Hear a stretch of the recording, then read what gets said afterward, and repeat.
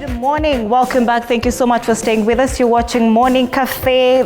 We are giving you coverage, very live, very bold coverage of the Gen Z Revolt. 1 year later, of course, this is the anniversary of the June 2024 Revolt, the Gen Z Revolt. And we know that what started as an online discontent over the Finance Bill 2024 spiraled into one of the boldest civil demonstrations in this country. And this morning, we have the young people in studio with us to talk to us about what has changed. 1 year later, whatever they were petitioning for, has the government taken to effect any of their concerns a year later? Good morning, ladies and gentlemen. Thank you so much for making time. And karibuni sana to Morning Cafe. Morning. I see, seeing flags. And I just, acha nianze na wale wako na flags. Kamanya, good morning. Good morning. What is the essence of your outfit today? And you asked me why I didn't have my flag. Yes. Very good morning to our Kenyans who are watching us today.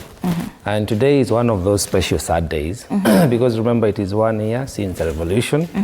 And the essence of the flag, any other accessories, maybe somebody is carrying with them a constitution, a bottle of water, or just a small, their smartphone, is to commemorate the lost compatriots from last year's atrocities from the police. Remember, it was meant to be a peaceful demonstration, but things went haywire, and since then we've lost and continued to lose lives. So in remembrance of that, today we stand with them. Yes. You say it was meant to be a peaceful demonstration. Today, the young people are back to the streets, of course, to mark the 1 year anniversary and just in remembrance for the lost souls. Yeah. But from where you sit right this minute today, with whatever is happening, are you seeing the protest as peaceful anymore? It's clear to us, it's not lost to us, that revolutions do get violent. Everywhere, revolutions that happens. And the atrocities are committed by the government, in this case, the police. Therefore, it is upon the police to uphold the rule of law. We have seen the CS, the DIG, and other heads of agencies, security agencies, trying to pacify the situation, trying to shift the blame of responsibility, rather, to citizens. But that's not the case. It is upon the police to ensure that Kenyans protest as they wish, as they should, and as they can. Of course, we have the limitations of law, but the provocation has always come from the police. We need to look at the bigger picture. It is criminal, actually, to teach somebody how to not defend themselves when they are the continuous victims of brutality.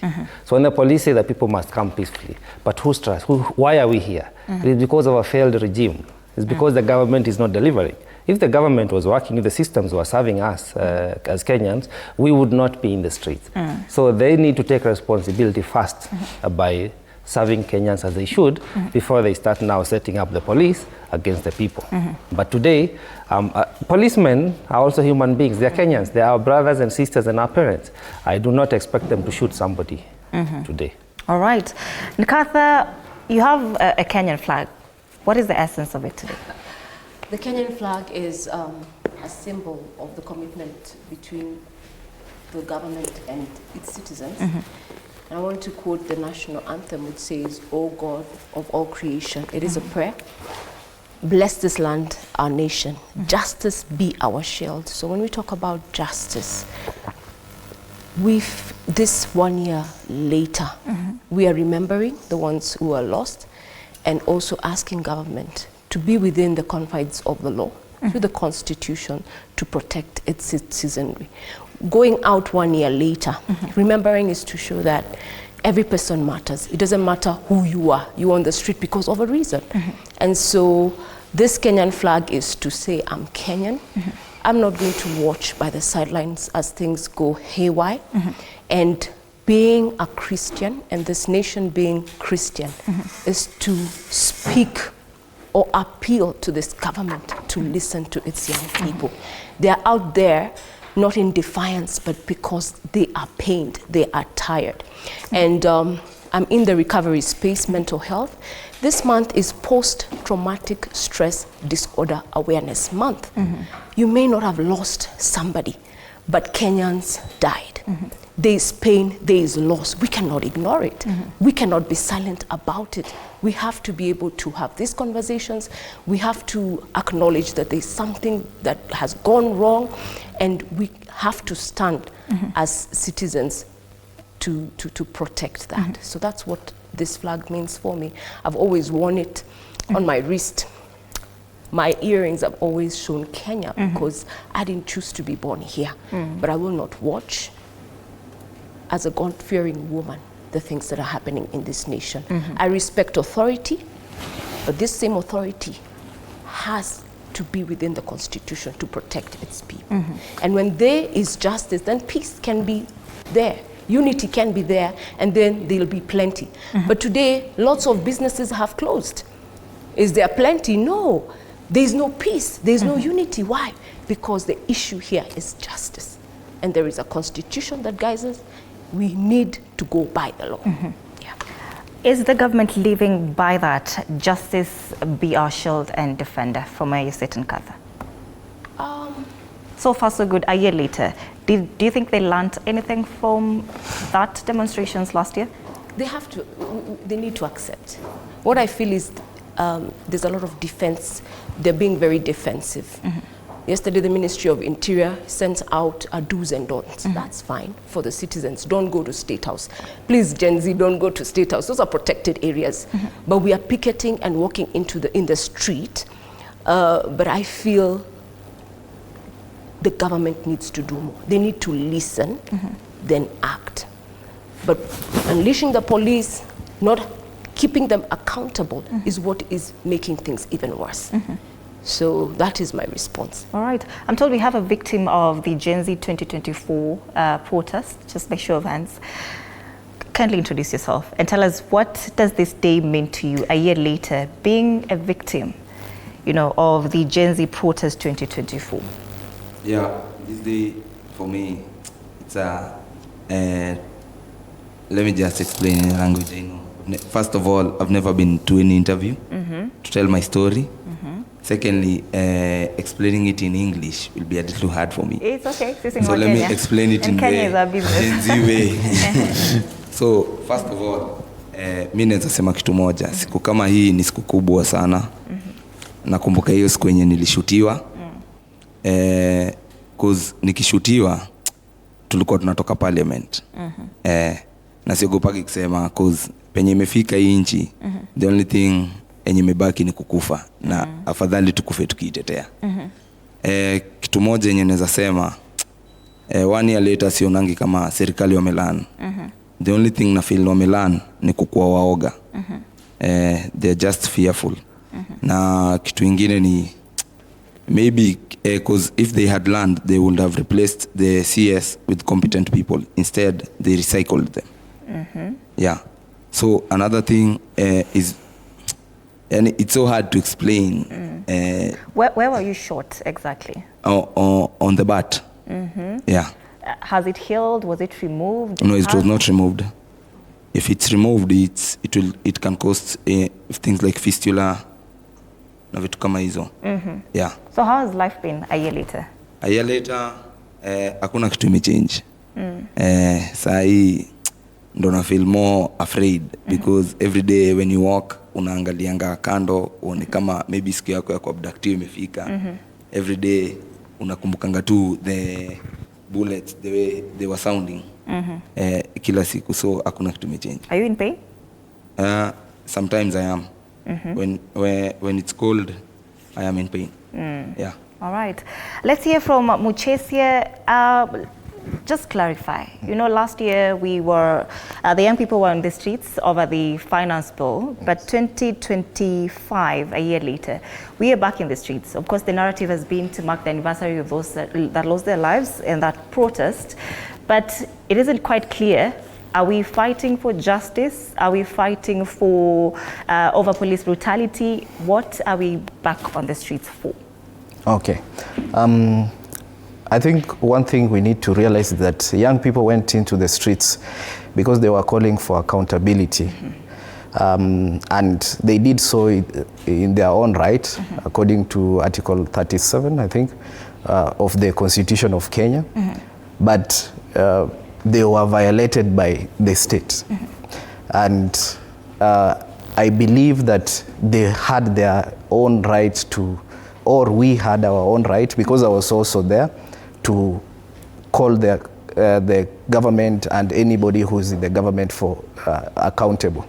But today, people are still saying, let's occupy State House. So it's not only a commemoration, but it is also this same call. Because as you asked earlier, did the government learn? In my opinion, I don't think the government learned. Instead, it just became more afraid and more defensive. That is why you can easily see young people being shot, others being taken from their homes and being killed in police stations, because this is a paranoid regime. And if the government learns, after the protests, the president came out very clearly and said that things like public contributions, these harambes by state officers will be abolished. And he was the first person to go ahead and do the first harambe in a church after that. He said that he will cut down advisors by 50%. Instead, he increased by 300%. So that one clearly shows you that the government never learned a thing. And that's why the call for accountability needs to continue. And it needs to be even more stronger with the different avenues of strategy. Everybody should do their part.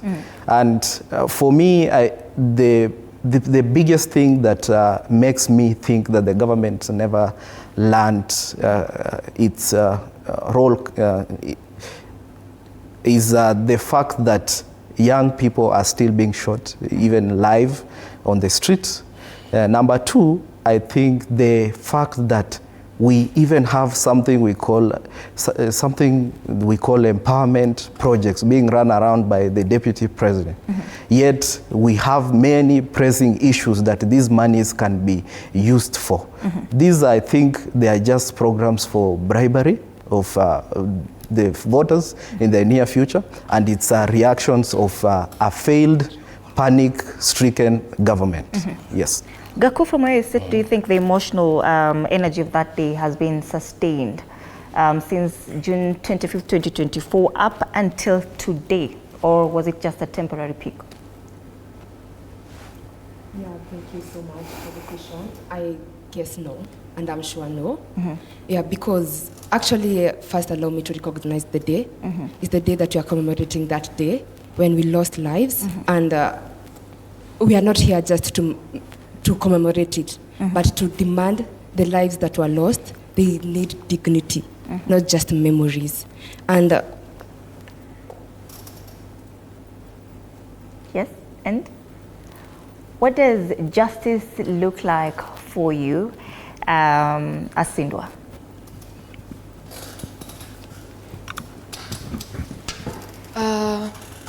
For me, justice looks like holding the people who are responsible for whatever happened accountable. Right now, if like the justice institutions of this country are being made mockery of, from looking at the DCI, the NIS, the courts, the national police, like every injustice being perpetrated, the police brutality, the abductions, the torture, the blatant killings in broad daylight of innocent and unarmed protesters. Like, these guys were there, they were peaceful, they were protesting, they were abducted, some of them were killed, some of them were injured. And evidence is out there, it's all over social media. The footages are there, the pictures are there. Like, Gen Z, being a digital generation, is even going ahead, like, to really, really use social media in a positive way to unmask the identity, the pictures, you know, the names of these particular perpetrators. But then the government is doing nothing about it, because we all know justice delayed is justice denied. 1 year down the line, who killed Rex Masai? You know, who is the suspect? Albert Ojwang, the person who gave the order is there. The people who arrested him, the people who were in charge of him, who took him to the station, we know them. Some have written statements, and now they are pleading not guilty in the courts of law. Recently, Boniface Kariki was shot in blatant daylight. There was a picture. We were able to identify whichever officer shot him, and he has been arraigned in court and he's going to be detained for 15 days. But you'll find he's going to plead not guilty or have just another reason to say like he is not fully liable for whatever he did. So for me, justice looks idealistic and it looks so unavailable for us, the citizens of this country.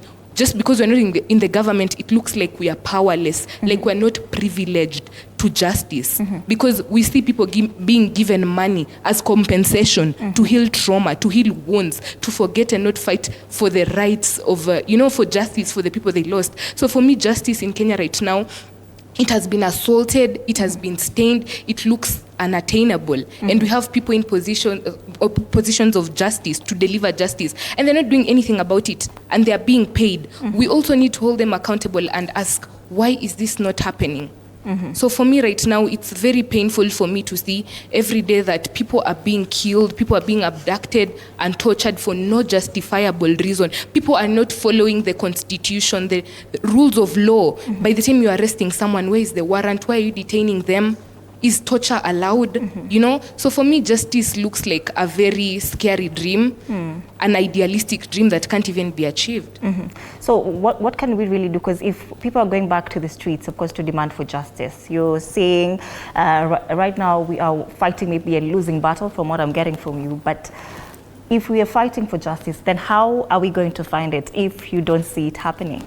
So I think, for every country and political regime, there's a particular political culture that the government or the regime understands. And I don't feel like the political regime or the government of Kenya understands the culture of dialogue. And that is where you find each and every time we need to be heard or we need something to be done, something that is right, we take it out to the street, we take it out in protest and use a bit of, force, which is not bad force, which is not harmful force, at least not from us, the civilians, because it is the language that really pushes these people, the authority, to make decisions that are right. So for me, I just feel like constantly being on the street and making a sacrifice and continue making the noise to attract international attention, first of all, from international human rights commissions and other multilateral organizations so that they can help us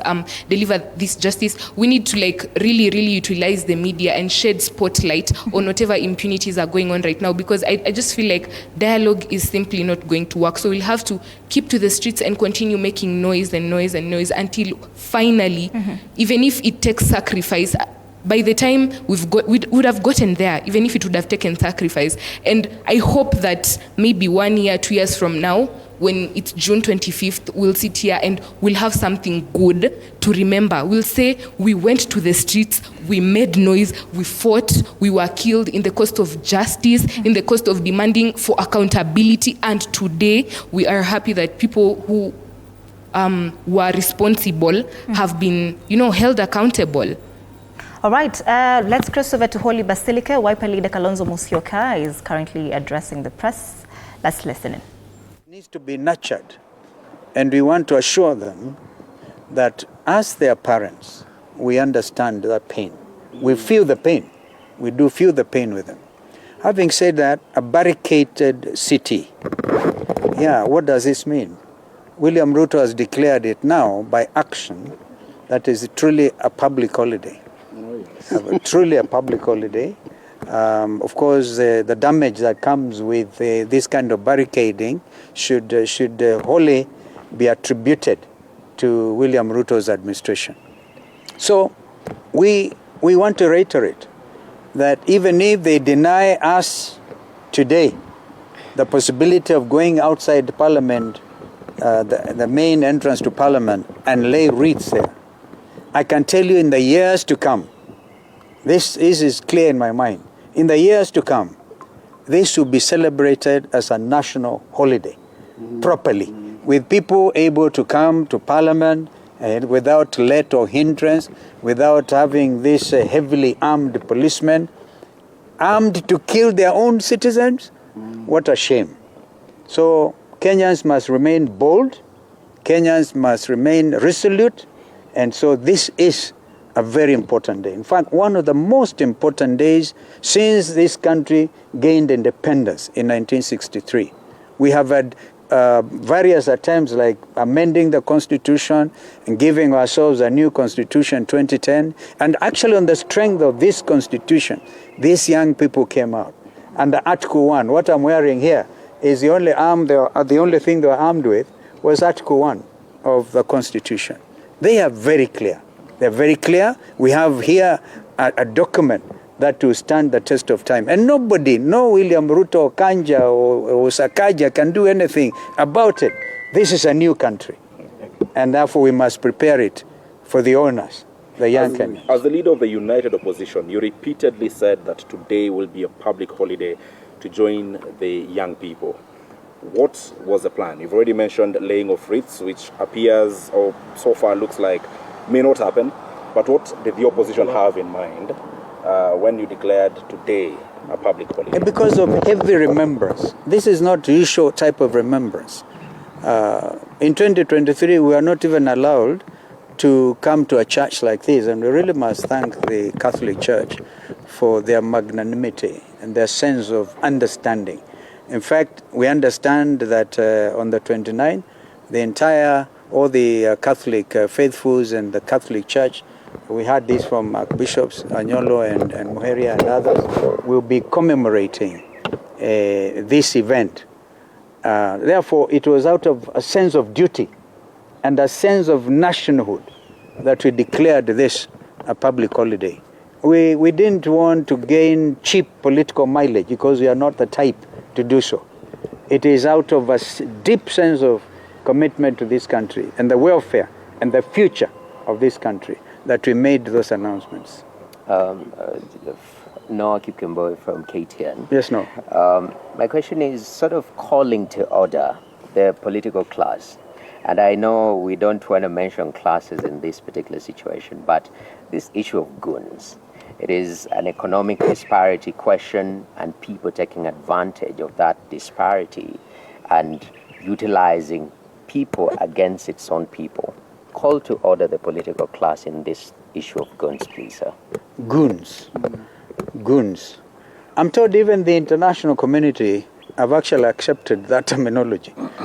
In their very strongly worded statement yesterday, they have come out and called out because they are partners. I've seen an attempt by chairman of a committee in parliament trying to say, non-interference. When it comes to the issue, and here I speak to you as senior counsel and a leader in this country, when it comes to and a former foreign minister, I can tell you this. When it comes to the issue of human rights, they are universal. You cannot run to a corner there called Kenya and plead non-interference. You cannot even talk about Vienna Declaration, right? Because this is a matter that was canvassed seriously before the floor of the United Nations General Assembly and agreed that when it comes to the issue of human rights, particularly basic, and the beauty about our Constitution, 2010, is so strong on the issue of basic rights. That's why I saw somebody when we went to church with Mheshimiwa Eugene and our other friends there. A gentleman walked inside there carrying a poster. And he said, hawkers' rights are also human rights. Correct. Why shoot a dead and hawker? Why shoot him? All right. We still continue to pray for Kamau, that God will have mercy on that young man and the family. I listened to the cries of his mother, distraught. They are not able to talk to him. And so we want to plead that and thank the hospital, Kenyatta National Hospital, for trying to help him, carrying out 2 operations. But rights. Even under Article 43, by the way, we are all socialized to Article 37, even what IG is able to quote, the right to peaceably and unarmed to demonstrate. You cannot change that. So Article 43, on those other human rights, social rights, very, very important. Therefore, goons who came in carrying, of course they were paid, 1,000 shillings. We have seen them confessing. Thank you to the media. Thanks for the media really highlighting this, that they are saying, oh, we didn't know.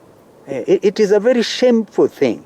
And what will go down in history is William Ruto's administration, afraid of its own citizen, went and bribed others because they're unemployed, paid them some money to go and beat their fellow citizens. It is like this massive bribery they are calling economic empowerment.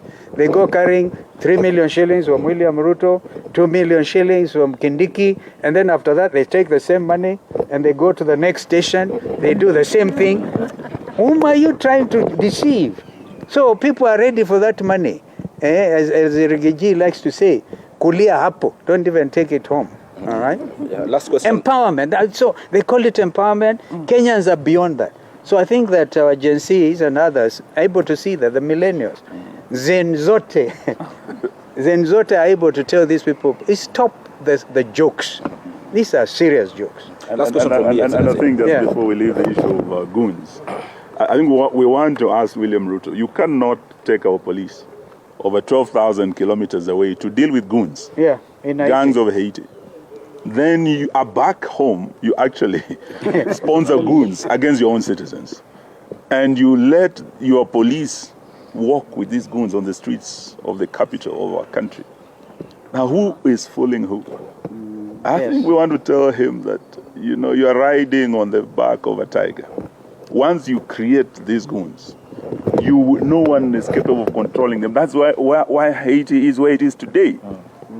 Failed leadership that allowed goons on the streets to take the law into their own hands. It is like planting the wind, you will reap the whirlwind. If you plant the wind of goonism, Bwana Ruto, Bwana Sakaja, you are going to reap the whirlwind of anarchy. That is where Haiti is today. We are not ready to let our country go down that road.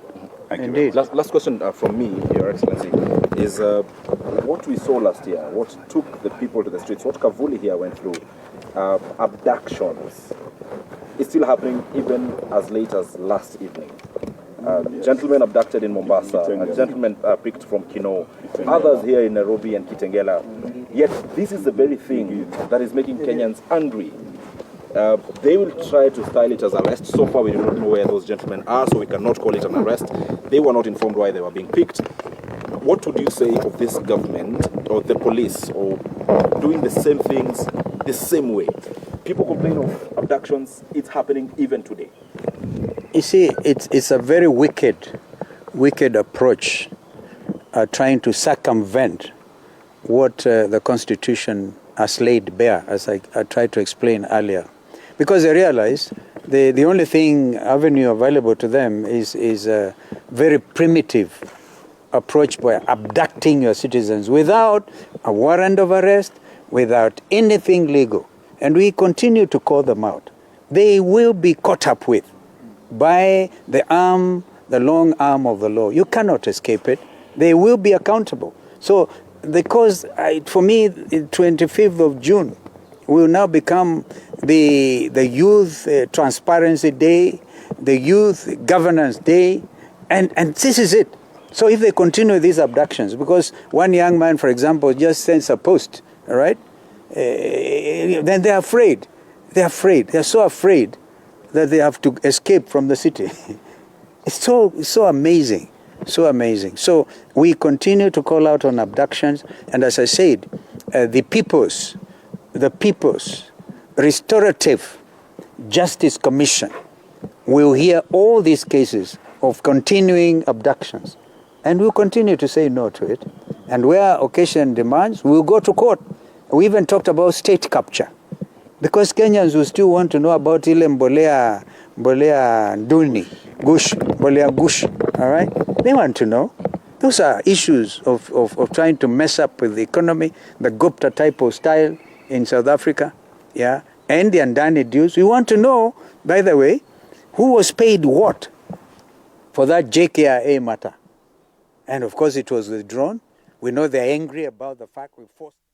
All right, that is Wiper Party leader Kalonzo Musyoka speaking to the press at Holy Family Basilica. But even as we continue this conversation, Newton, the opposition have been on the front line, you know, just trying to be in this walk with the young people. And as someone who has been in the front line, you know, fighting for better governance, justice, do you find the involvement in this walk of yours genuine? Thank you. Yeah. Thank you. I believe their role is needed in the society.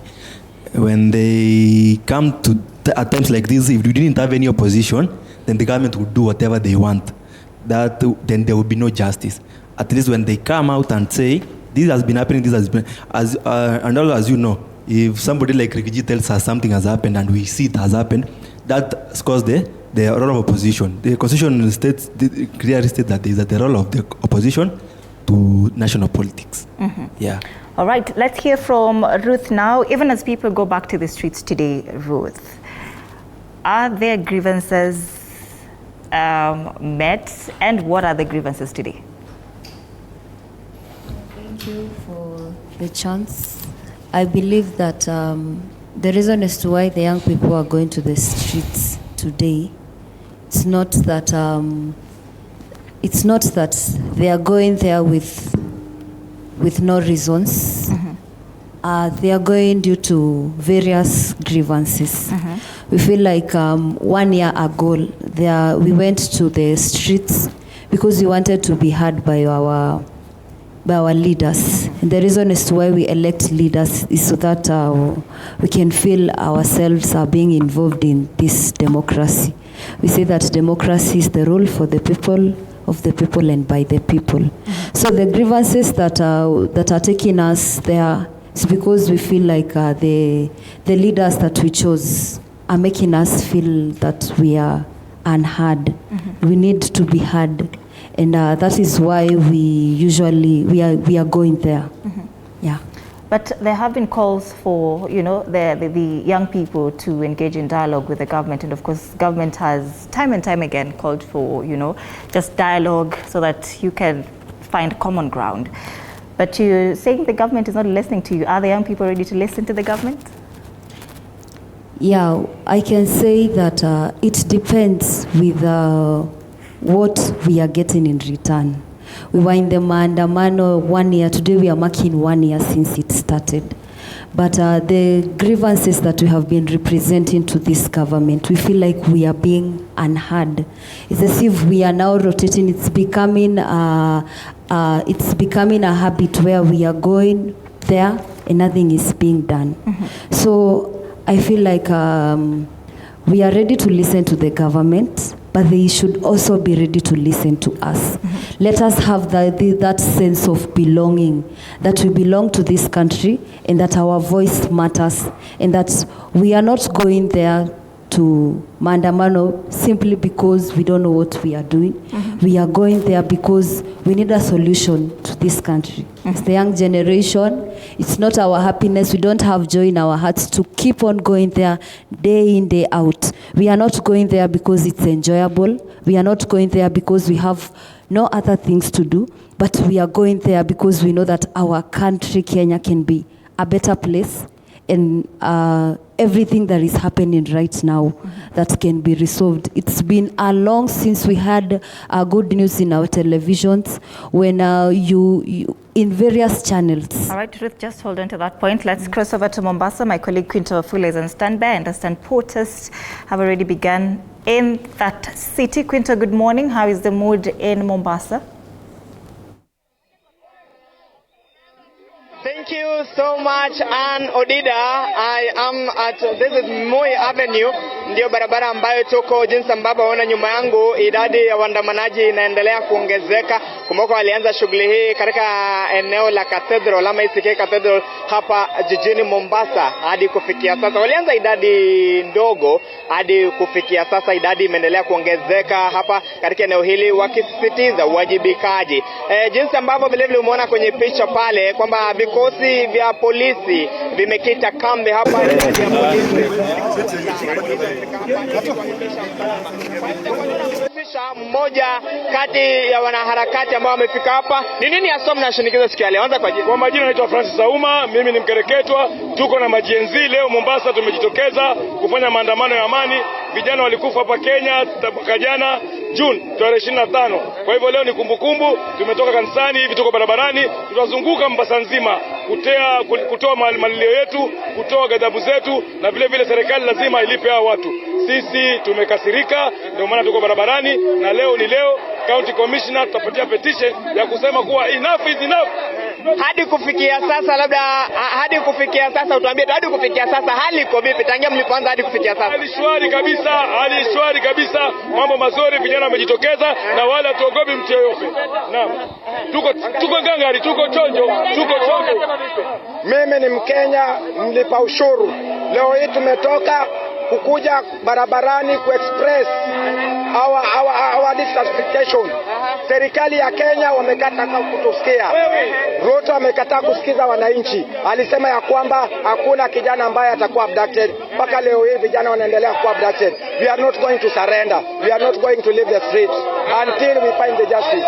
Asante. Shipeta, tuambie anza kwa jina, unaitwa nani na unawakilisha nini leo? Naitwa Shipeta kutoka shirika la Haki Afrika. Lakini leo tumekuja kudeclare kwamba siku ya leo ni holiday. Siku ya leo ni holiday na tunakumbuka wale wote ambao waliuliwa. 63 Kenyans were killed during the anti-finance bill protest.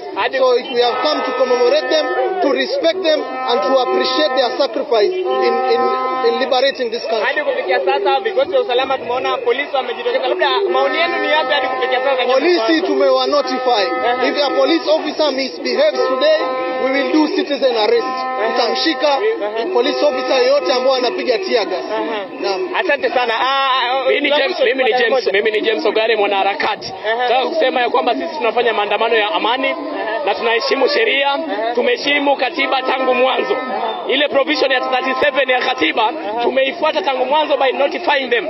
And we want to believe ya kwamba maandamano itakuwa ya amani all through hadi wakati tutakapoisha, kwa sababu ni haki yetu ya kuandamana. Asante sana. That is the state ya Ann Odida. Jinsi ambavyo umesikia kwamba vijana wamejitokeza, hadi kufikia sasa hakuja shuhudiwa kisa chote cha utovu wa usalama. Hali iko shwari hapa maandamano. Japo kulingana na jinsi ambavyo hali ya hewa iko, huenda kukawa na mvua, lakini waandamanaji wamesema kwamba ije mvua, ije jua, hii leo lazima waweze kujitokeza na kuhakikisha kwamba madai yao, matakwa yao yameweza kushughulikiwa na serikali na vile vile wadau wengine ambao wanahusika. Kwa hiyo hadi kufikia sasa hivyo ndivyo hali ilivyo. Nitaregesha kwako studio na vile vile mtazamaji ataendelea kupokea picha za moja kwa moja kutoka hapa katika jiji hili la kisiwa cha Mombasa. Kutoka hapa mimi ni Quinto Wafula kwa studio. Asante sana Quinto Wafula. Thank you so much for that update. Of course, we're praying for your safety and we'll be coming back to you, of course, as the day progresses. Now let's come back to studio, and we can also see live pictures from Nairobi here. Opposition leaders just walking, with flowers as they commemorate this day, this anniversary.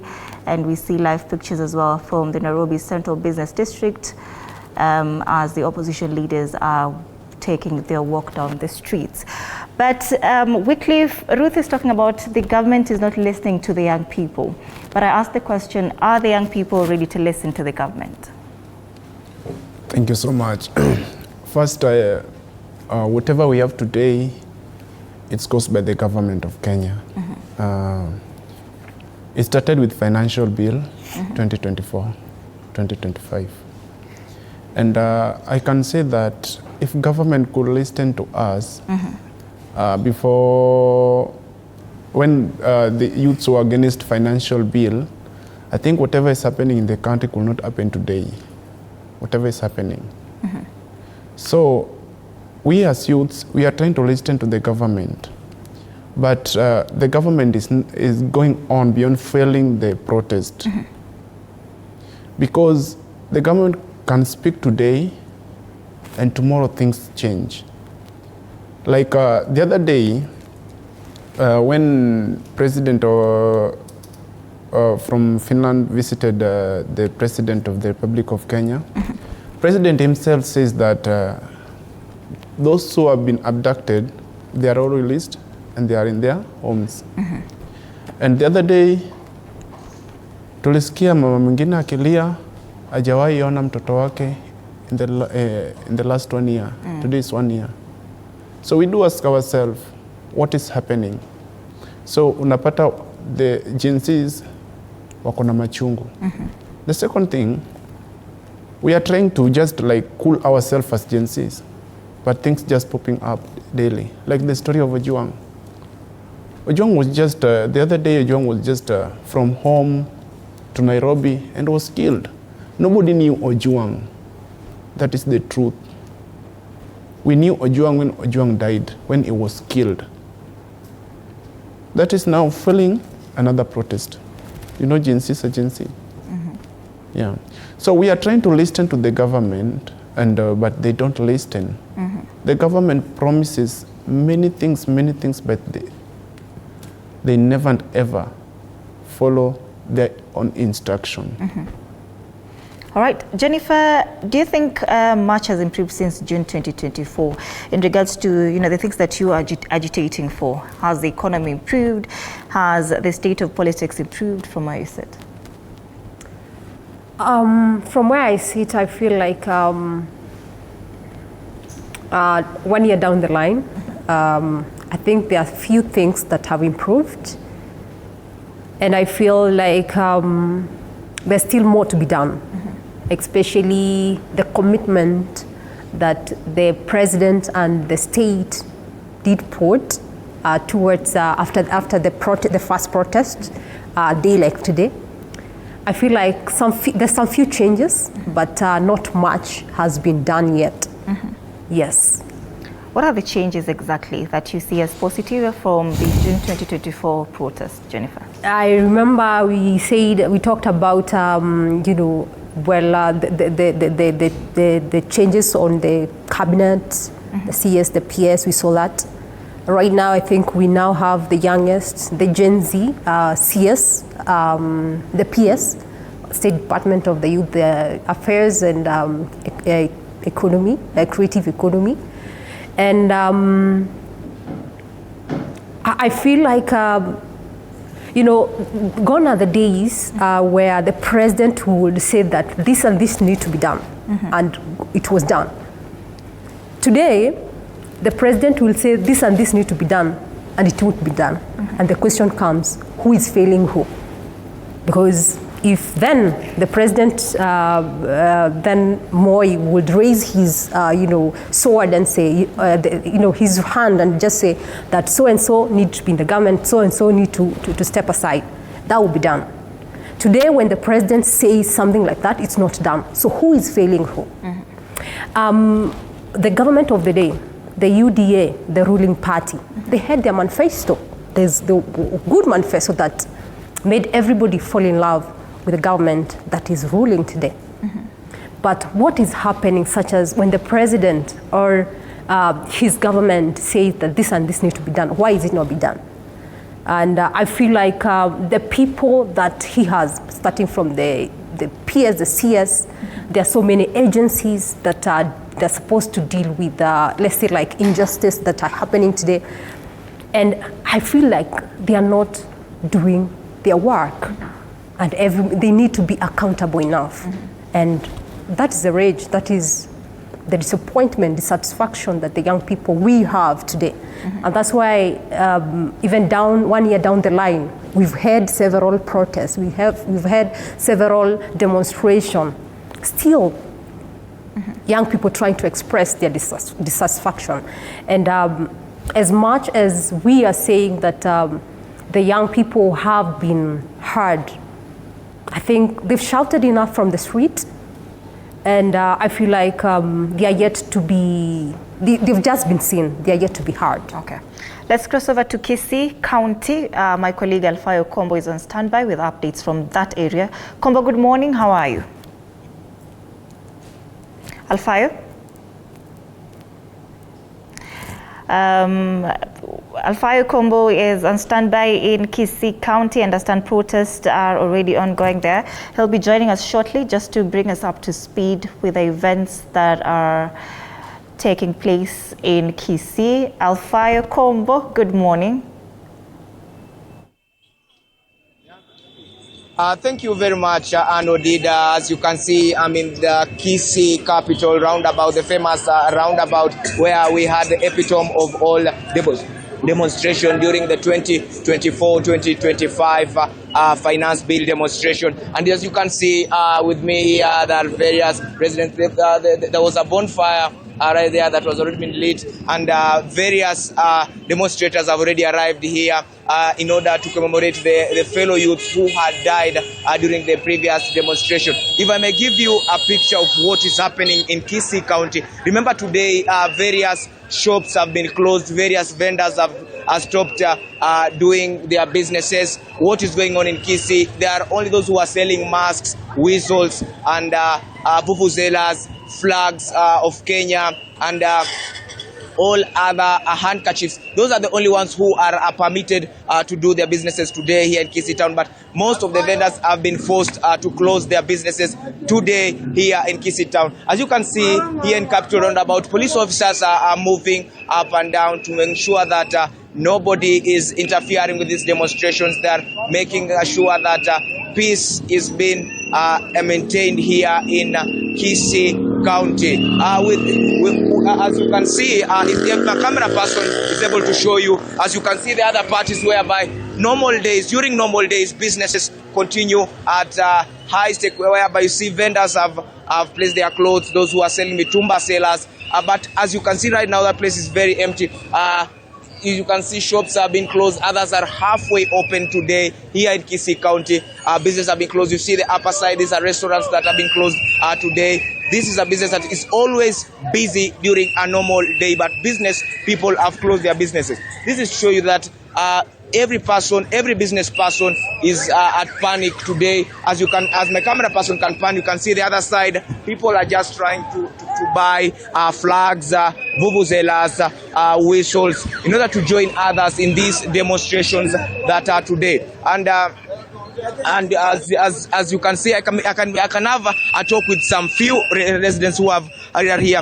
Maybe wewe kama Mkenya utueleze ni nini ambacho kimekufanya wewe hasa siku ya leo kujitokeza katika maandamano haya? Tumekuja kwa sababu ya kukataa hiyo maneno ya Ruto. Is one term, tumemkataa. Na Kisii tumekubali ya kwamba huyu jamaa atoke, achane vijana, ni jamaa atoke, ni jamaa ambaye amelanisha. Nimeongea kama rais ambaye alikuwa Kisii University. Nimekataa ya kwamba one term. Pengine utuelezee wewe kama Mkenya, unahisi kwamba maandamano ambayo yalifanyika mwaka au yale ya 2024 2025, je, malengo ambayo mlikuwa nayo mliweza kuafikiana nayo? Hakuna kitu, walituua kwanza. Sisi kama Gen Z tunajitetea. Gharama ya maisha imeenda juu. Wanazidi kutuua huko tukiandamana hapa. One time. As you okay.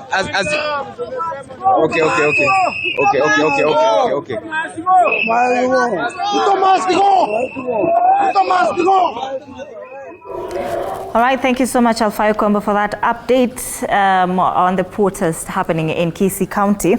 But Khamenya, it looks like we are back to where we were in 2024 June in terms of things that aren't working. So what did the protest achieve?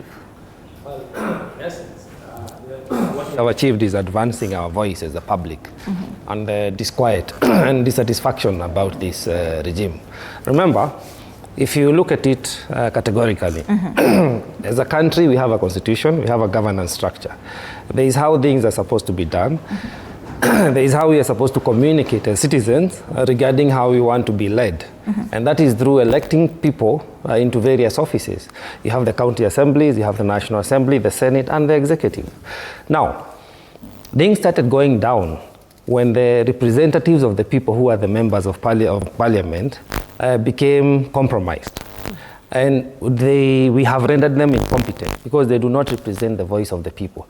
If things were working, we would not be in the streets today. The MPs would be advocating for policy changes, for laws, for review, and changes that people want to achieve.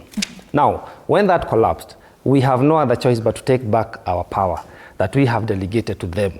And that's why we say the Article 1 of the Constitution, the sovereign power belongs to the people. If we had achieved what we wanted then, austerity measures, they were never effected by the president. And also remember, The finance bill was the last straw that broke the camel's back. Before then, we had issues with these rampant trips. We had issues with over taxation. We had issues with the opulence. So Kenyans were already agitating it. We had issues with the funding model. We had issues with the change of the finance, not the finance, but the health bill from the NHIF to SHA. Things were not working. But ultimately, things culminated, came together on the 25th regarding the finance bill, and people are like, we are fed up. Now, 1 year down the line, we have not had any changes from the government, and we are not expecting any change from the government. But what we cannot sit down and tolerate is the rampant violation of the rule of law. Because if the president is not able to deliver, he should step aside. If the team he has put together are not able to deliver, he should fire them, because he has some leeway on people he can hire and fire, like the CSs. He did not need to do a reshuffle. Again, we are not seeking positions whereby you say you want a young person in a certain position and then people will be okay. No, we're looking for impact and delivery of services. Because you can have even the Gen Z is full in the cabinet, but they'll have no voice, there'll be no impact, there'll be no policy change. Therefore, I think what we have earned and gained in the last 1 year is civic education. People have taken back their power. People have realized that everybody from the president to the MCA or any other government, civil servant rather, is an employee of Kenyans. And they should do the work they have been employed to do. And then we can fire them at any time. I think that's the realization we have. And it's a great win because it means the Constitution is winning. We are led by our leader, and our leader is the Constitution. And this gives us power to prepare for the next regime that we'll want to see come into play, and the various policy changes we'll be expecting. That's why today, we, people who are in the revolution, we are not talking about a person who is going to be the president. We are talking about how we'll want Kenya to look like, rule of law, equity distribution of resources. And then when the time for election comes, we shall decide who is this one person that can do the work that we want done. So today, I stand feeling that what is winning is people are really owning up and interpreting the Constitution as they should, realizing that we are the people and we can only have these conversations locally, loudly and together to see the transformation that we want for our country. Yes. Brian, do you agree that as young people right now you are more politically aware about what is happening in the country and, you know, just across board? Yeah, in my opinion, I think right now the young people are very aware, so much aware, because if you look back between 2017 and 2022, or 2022 going back, people are not interested in reading bills, following parliament proceedings, reading audit reports of the NGCDF, people are now curious to know what is happening in the leadership, how much is being spent, how much is being stolen. People are so much aware right now. And if you look in the next years to come, people will have so much information in their minds that it will have spread all over the country. Right now, I think only some people from Nairobi or these urban areas have the access to information and are curious to know. But in the years to come, you'll see that so many people all over the country want to access the information and know what is happening. Yeah. All right, Jennifer, you brought in that point when you're talking about some of the things that the government has done past the June 2024 protest. You said that the young people are now, you know, have been given these positions in the cabinet, but Kamanya is saying they want, it has to be impactful. So is that inclusion impactful for you from where you sit? I think he's very right, and I feel like if we can just be able to name it, is Piers Fikirini, you know, and there are two particular programs that you know, they've come up with, and I believe that if it was so strategically placed, actually even today, people will be busy doing something, because there are two programs for the 50,000, which you're supposed to get for, I don't remember the name, the initiative, you're supposed to get for business. I think it's something that was done like 2 months ago, 3 months ago. It should have dispersed, yeah, given to the young people. Probably some young people would have gotten, because the second one, it's the climate works, yeah, which also it's under interior. And I feel like if there is enough competent in this state, leave alone even the youth department, I feel like it would really help to make sure that the government works. Because this is one of the programs that I feel, and I challenge the states that are holding them, that they would have done them like a week or month ago. Like hii kazi mtaani, siwache ifanye kazi. Today watu wangekuwa kazi mtaani wanafanya job, jioni una 500 yako. Because at the end of the day, why are we here? Is because, why have we gotten at this point? Joblessness, disappointment, hopelessness. But I feel like if this can be done well, if the competence is enough and you know, the people in power, they are helping the president to work into his manifesto, I feel like we could be able to be somewhere. And I challenge them to take up the role they are. And if they are not, then the president should be able to sack them or fire them. Because at the end of the day, gone are the days where his voice will be heard, what is happening right now. All right, just hold on to that point, Jennifer. Let's cross over to Nakuru. My colleague Mike Chalo is on standby. Good morning, Mike. How is the mood in Nakuru?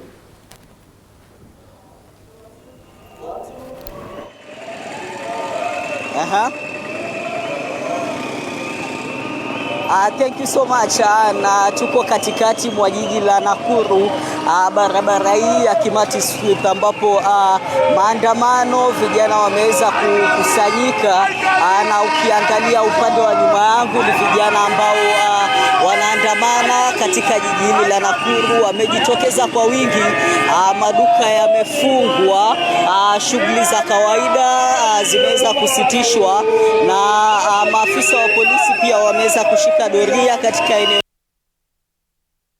Walisema kuwa wanajitokeza.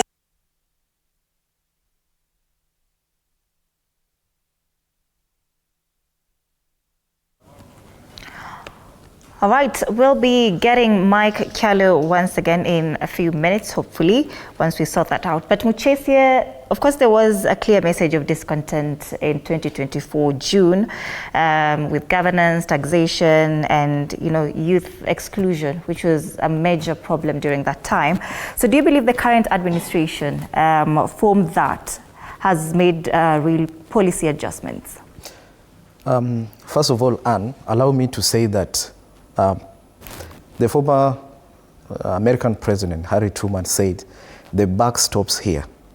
So whatever excuse we want to give, we cannot give it on behalf of the president of the Republic of Kenya, because the buck stops with the president.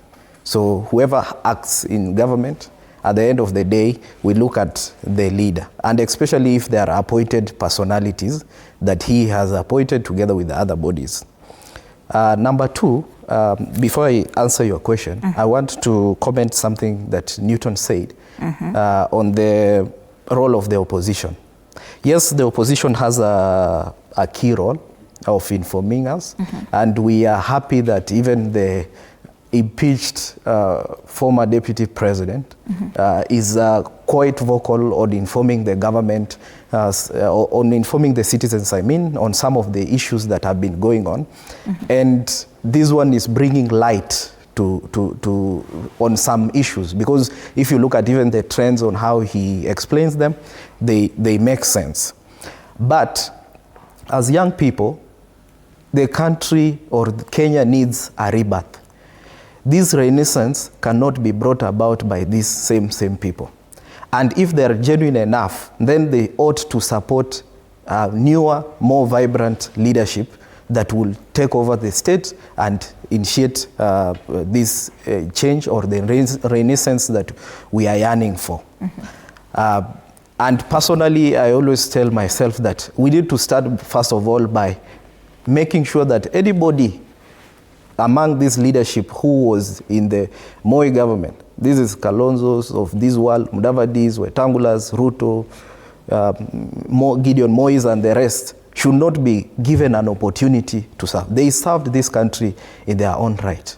And to some extent, they did whatever they could do at that time, but as human beings, they also failed in whatever they did. Because what the Democratic Party He has been vice president. He needs to come with a track record of what did he really do when he was vice president. He became a minister at a very young age. He also needs to tell us what is his track record. Equally to say that on your question, the government, I don't think has highlighted or really made any policy changes to yield to the cries of the young people. The only thing that I think the president promised and he did was the reduction of state corporations. Was it from 47 to 20? But look at the other issues that he talked about. I talked about the issues of opulence, the issues of contributions, the issues, those Arambes, you see, they were not well catered for. We also need to look at the issues of, what do you call it? The government being truthful to its people. You asked about young people being listened to. Are young people also ready to listen to the government? I think what happened last year was the clearest indication that young people were ready to listen to the government. And even when the president suspended the whole cabinet, and people were very hopeful, but we saw a recycling of the same characters from one ministry to the other. For example, the CS Interior today has been recycled in almost 3 ministries. The CS Health has also been recycled left, right, and center. You cannot be carrying one incompetence from one ministry to the other. So for me, I think the government is very complacent and the buck stops with the president. Yes. All right, and Katha, so far the voices that are speaking are saying that, you know, the government hasn't really made any real policy adjustments since June 2024. But why do you think that the government moved on so fast, despite, you know, the scale of what happened last year? I'll speak as a mother and of a Gen Z. I speak as a leader of a, you know, I am a chair of a youth-led organization, so I'm speaking on behalf of. And they moved on too soon because it's not hit. They can't relate. They are not relating. And it's until they accept that something is amiss then that there can be solutions. I believe our Kenyan government is in denial. Earlier I spoke about Kenya being a Christian nation. There's always prayer breakfasts. We've heard of them. They'll come and we will be shown the great preaching.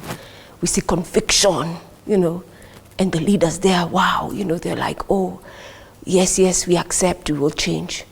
And the week goes on like there was not that meeting in the prayer breakfast. We see them go to churches every Sunday, make utterances that are not consistent with actions. So there's not been headway because there's denial. And there's that unified voice here today. They have not taken responsibility and they have refused to be accountable.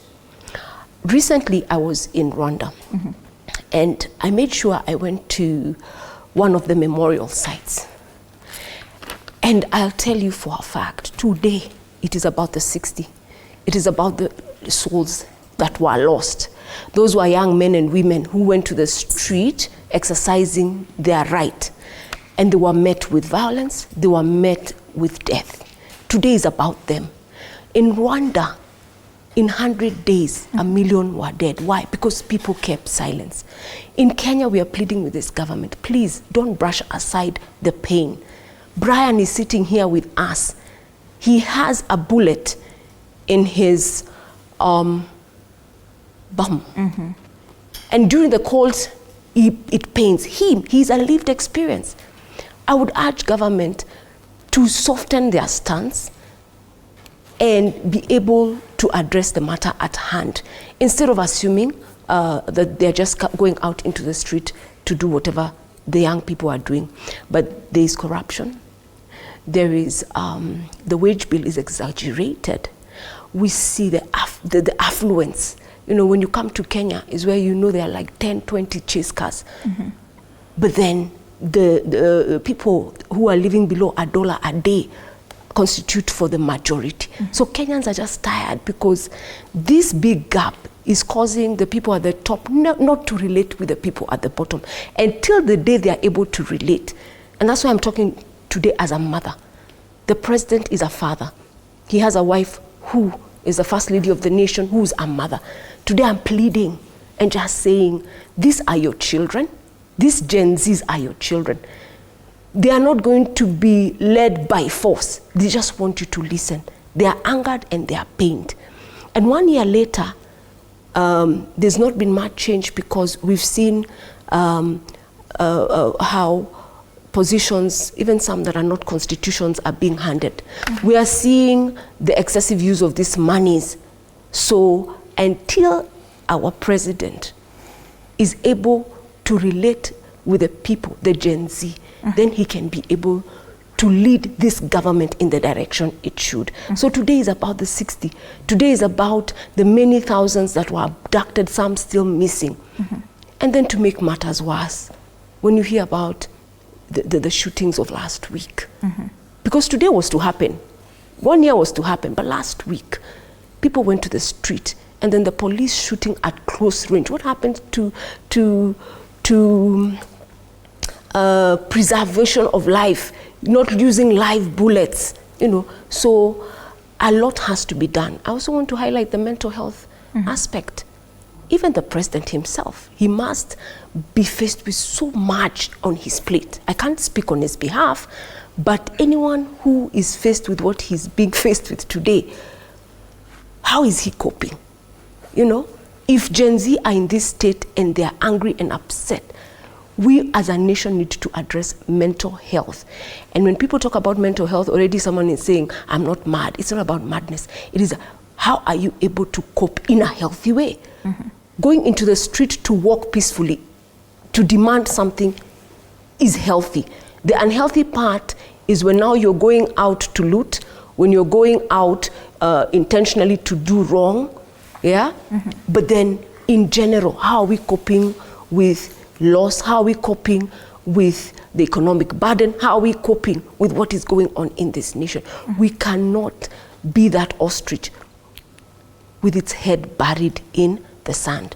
And I know I don't like getting into politics, but I do not appreciate the incitements that are coming from the opposition. Even the young people, as we go on the street, do you have to have insults being hurled out? But remember, they are doing this because they are fed up. But today I'm also urging the Gen Z, that tone. Yes, we are angry, but let us also be respectful.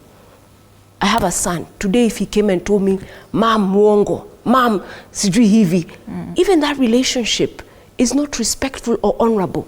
So let us honor the authority of the land, but at the same time be able to communicate in a way they can see that things are not okay. Things are not okay. But we need to stop the propagandas, the fueling of division.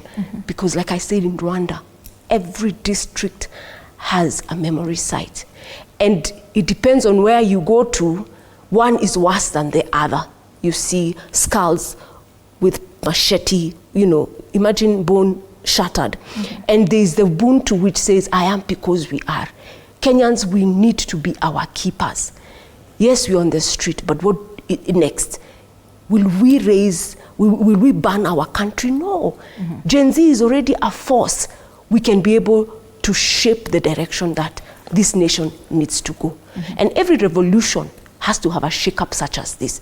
So it's the government of the day to appreciate and facilitate it within the Constitution instead of ignoring it, instead of saying the police will do 1, 2, 3 and then there's no accountability, so that we don't have more pain, more blood. I want to go to that book in Luke chapter 18 that talks of an unjust judge. There was this unjust judge. There was a widow who kept knocking at his door day and night, persistently. One day this unjust judge wakes up and he says, okay, I don't fear anyone, but let me get rid of this person, because they won't just keep quiet. That is what is happening with Gen Z. They are not going to keep quiet until matters are addressed. They will not keep quiet. And so it is just for government to come to their level, to be able to have this dialogue and to be able to see these changes. All right, let's cross over to Nairobi Central Business District. Sheila Chelangat is on standby. Sheila, good morning. How is the mood in CBD? All right, thank you very much, Ann Odida. I am coming to you live from the Nairobi CBD along the Moi Avenue, where we have seen numbers of protesters continue to increase since 8 a.m. today in the morning. What we have witnessed is that their businesses along this particular street have been closed since morning, and the numbers apparently keep increasing by the moment. What you are seeing is protesters in a cat and mouse game with police officers who are on the Kenyatta Avenue side, and they have just lobbed tear gas to these protesters who were already, gaining momentum and trying to access the central police station, where, this is where they had planned to go and raise their concerns following the death that were witnessed last year during the June 24th protest. We have also seen heavy police deployment, roadblocks, as well as razor wire barricades, especially along the Parliament roads. And here at the CBD, we have seen water cannons from police officers. And right about now, that is just a tear gas canister that has been lobbed to us as we try and get to safety. Odida, let me take it back to you. All right, thank you so much, Sheila Chelangat. Be safe, even as you try to bring us up to speed with what is happening in the Nairobi Central Business District. There's a live pictures there. There is a tear gas canister that has just been thrown at our media covering the events happening at the Central Business District.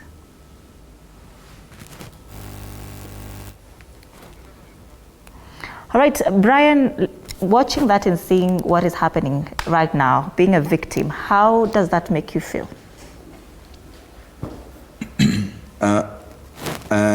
Watching that, I'll just speak my mind.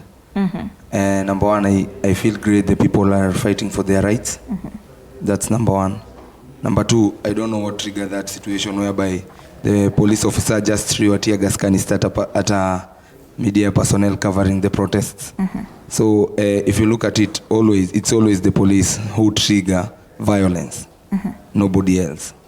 Yeah, so watching that, I feel very good, seeing that the people are fighting for their rights. Yeah. All right, Gaku, let me come back to you. You are quite emotional when we're starting this conversation. So let me go easy on you. What does this day mean to you? You've just seen what is happening in the Nairobi Central Business District, and how does it make you feel? Yeah, initially we were happy, and the other regions we have seen, everything was peaceful. All of a sudden now, tear gas. It's so unfortunate that we are so peaceful, but the only thing that the government or let me say for instance, the police are doing is to retaliate with tear gas. You see, we won't be shocked to see a bullet, because it has been a norm whenever they see us in a demonstration. And let me tell the government this, that nature is recording and history is noting. Whatever they are doing and whatever they are failing to do to us, it will come back, and we will see it even in the generations that are coming. Kindly, they need to take us, they need to hear us, and whatever we are doing, we are not now crying our voice to be heard. Whatever we are saying, and we are demanding that our generation won't be ignored anymore. Yeah, sure. All right, Wycliffe, will this protest ever be peaceful? Because now, when you go to the streets, you say we're going to have a peaceful march to wherever destinations, and just to mark this anniversary. But from what we're already seeing, will they ever be peaceful? I can say no. Due to what is happening right now. Why? Because, the police are trying to silence Gen Zs by using tear gas, as we see right now. And that's the only thing that Gen Z doesn't want to see. If they start like that, things will mess up. And that's how they start. Yeah. All right, Asindwa, we were talking about a string of youth-targeted programs that were announced, after the June 2024 protest, and we're talking about just the inclusion of young people, of course, in cabinet. We have the affordable housing project, of course, which has generated job opportunities for the youth. But do you feel that these responses by the government are genuine, or they're just a way to appease you as the young people? I feel like, first of all, it's a political stance just to appease the youth, to make them feel that something is being done really, but nothing is being done. And right now, the youth are no longer that political apathy among the youth is no longer there. People are being conscious of their civil liberties, of the constitution and the democracies. People are fighting to be included in the government, on the dining table where decisions are made, where policies are created, to be part of the decision-making process. And I feel like the regime, the current political government or regime, is quite afraid of that. But since a lot of noise is being made about youth inclusion, they want to promote that aspect of youth inclusion for exploitation. Because if you look at most political parties right now, Jubilee, UDA, Wiper, right now, all of them are having these political forums and they say, we have a youth league, we have a youth league. They're trying to bring the youth on their side because they sense a political shift. They are acknowledging the force of the Gen Z to shape elections come 2027, to shape policies, to shape who goes into leadership come whatever time comes. So I just feel like they are using it as as a tactic to make you feel like you're on board, but really once you get there, you're just being used as a puppet. This is what you can say, this is what you can't say, this is what you're going to do, this is, and once you get there, for example, you're a youth, you've been unemployed, you're in university, and then once you reach, you're facing a lot of issues, and then once you reach there, they tell you maybe in a week you're going to be getting 1 million, I can take you to this country to do this work. They present you with the tokens to bias you and make you derail from the mission of why you were first put in that place. So for me, I feel like it's just a politically exploitative stance, but the youth who are really there, they can say for themselves that it's their hands are tied. They're there for PR. They're there to make the feel youth someone is there doing something. For example, I feel like Kasmuel is a good example. I mean, we were all in the streets. We were fighting for the same thing, justice, exposing, the corrupt people. We don't want punitive bills and everything. And young people were really looking up to him. And then the governments and the opposition said, so this is an opinion leader. This is somebody the youth look up to. So they poached him. And, once he went to the other side, we all know what happened. He was anti-Gen Z. And where is he right now? Probably somewhere, I don't know, enjoying life, and he derailed from the mission. Today we're on the streets. Albert Ojwang was killed. Boniface Kariuki was killed. People are still stealing money. The promises that were made to the youth about jobs haven't been delivered. We are still fighting for funding models for the universities and everything. But where is he? So I feel like it's just an exploitative stance where if you get a position to be there and you are offered hey, there's money, there are cars, there's just a fancy position for you to be in, you can easily be biased to turn on other people. So I urge every youth leader out there, do not derail from the mission. Remember, once you are recognized, when the spotlight is on you, once people recognize your ability and these people try to give you the platforms, don't stand your ground. Fight for us because you got the opportunity, or maybe we helped you get the opportunity because we believe you can, as you are fighting on the ground, you're fighting for us in rooms that have authority. So once you get there, do not derail from the mission, because these guys will exploit that chance, because this is the current trend. Gen Z is the current trend in politics, youth. So they will exploit it. Yeah. All right, Ruth, we're talking about betraying the mission. Some of the young people, of course, are being poached by the government. Once you go on the streets and you're vocal about what you want. But do you think the government, looking at this trend, will take the young people seriously? Now that you're saying that the government is not listening as much as you want the government to listen to you, we're seeing a trend where you're vocal about your needs, but now you're poached, then you become against now the mission, you betray what you stand for. Will the government take you seriously if this is the trend? It's clear that we don't know if they are going to take us seriously. But what I know is if you want something, the only thing that you can do is to risk. So we are risking our lives so that the government can hear us. And we are asking the government, our leaders, to look at how frustrated we are and to look at how we are fighting for our country. We are not doing this because we don't have manners. We are not doing this because we don't have anything to do. We are doing this because we want to be heard. We have reached a point where we feel like we are not being heard. And to our president, His Excellency, there have been issues that have been evolving around. And we have been seeing him being slow. Like, for example, when this case of Ojwang happened, even the opposition leaders are there, they are talking about it. But when it comes to our president, he just talked at it when the others have already taken. One of the slogans that our young people, our young generation are standing with today is, who is hearing us?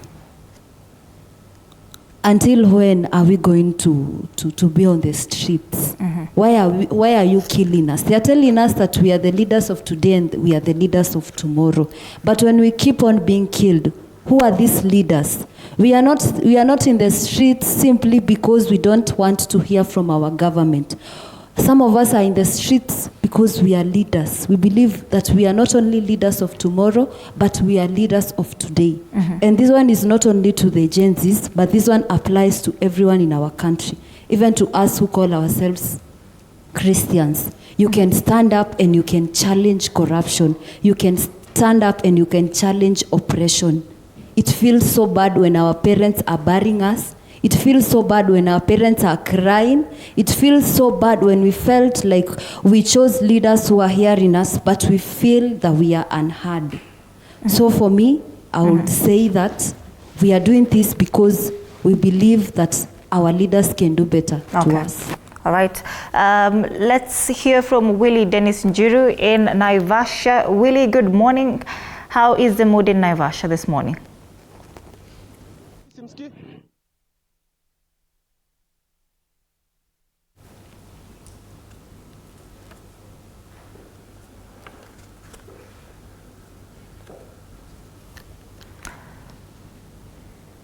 Thank you very much, Odida, in our studios in the capital city, live from Naivasha, and it is indeed a good morning here. Everything seems to be calm.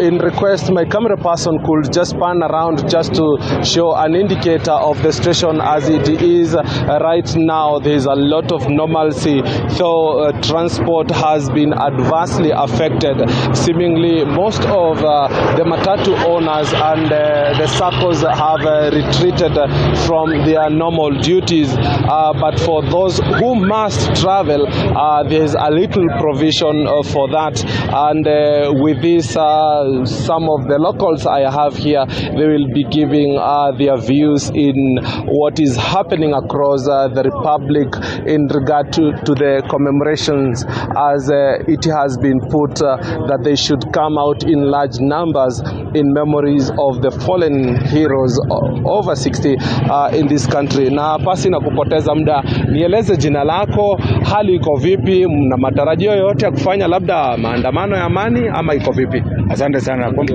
Asante kidogo. Asante sana. Kwa majina naitwa Collins Okoth.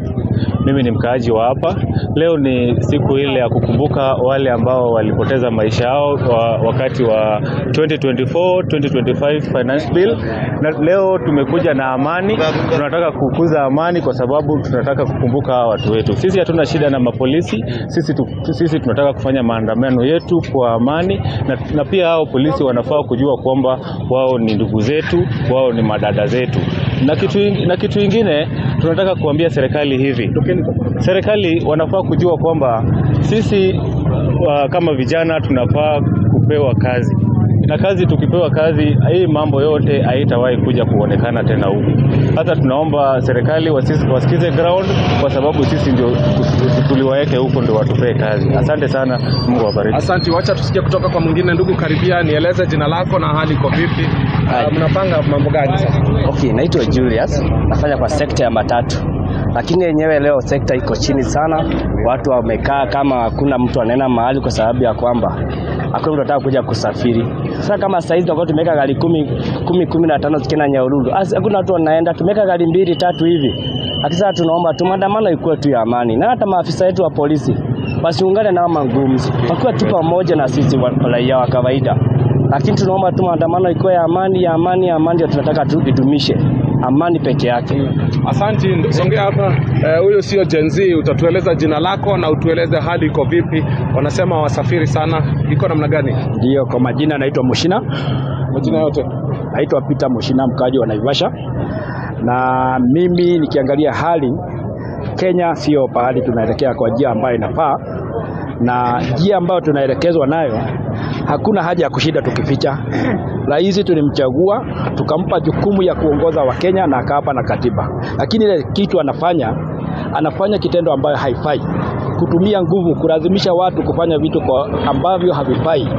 Hii ni kitu ambayo ni kinyume na sheria, na ajue yeye pia hayuko juu ya sheria. Yeye ako pia chini ya sheria, na ni wajibu wake kutumia sheria na kuongoza Kenya kwa njia ambayo inafaa. Lakini hakuna hali ya taharuki kwenye benki, lakini tunaona usalama kwenye benki. Kushika tu doria ilhali kwamba huenda kukatokea kitu chochote, kile ni kitu ambacho kinahifadhi fedha nyingi. Kwa hivyo kina mujibu wa kisheria kwamba kilindwe. Huoni kwamba labda polisi kutokea kwa njia kubwa ni njia moja ya kuhakikisha kwamba licha yale ambayo yanaendelea, kuhakikisha kwamba kuna usalama wa kila mtu? Wanasema kwa Kiingereza protection of life and property. Hii sio kulinda, wanalinda haki ya binadamu, bali wanatokea kutoa furugu.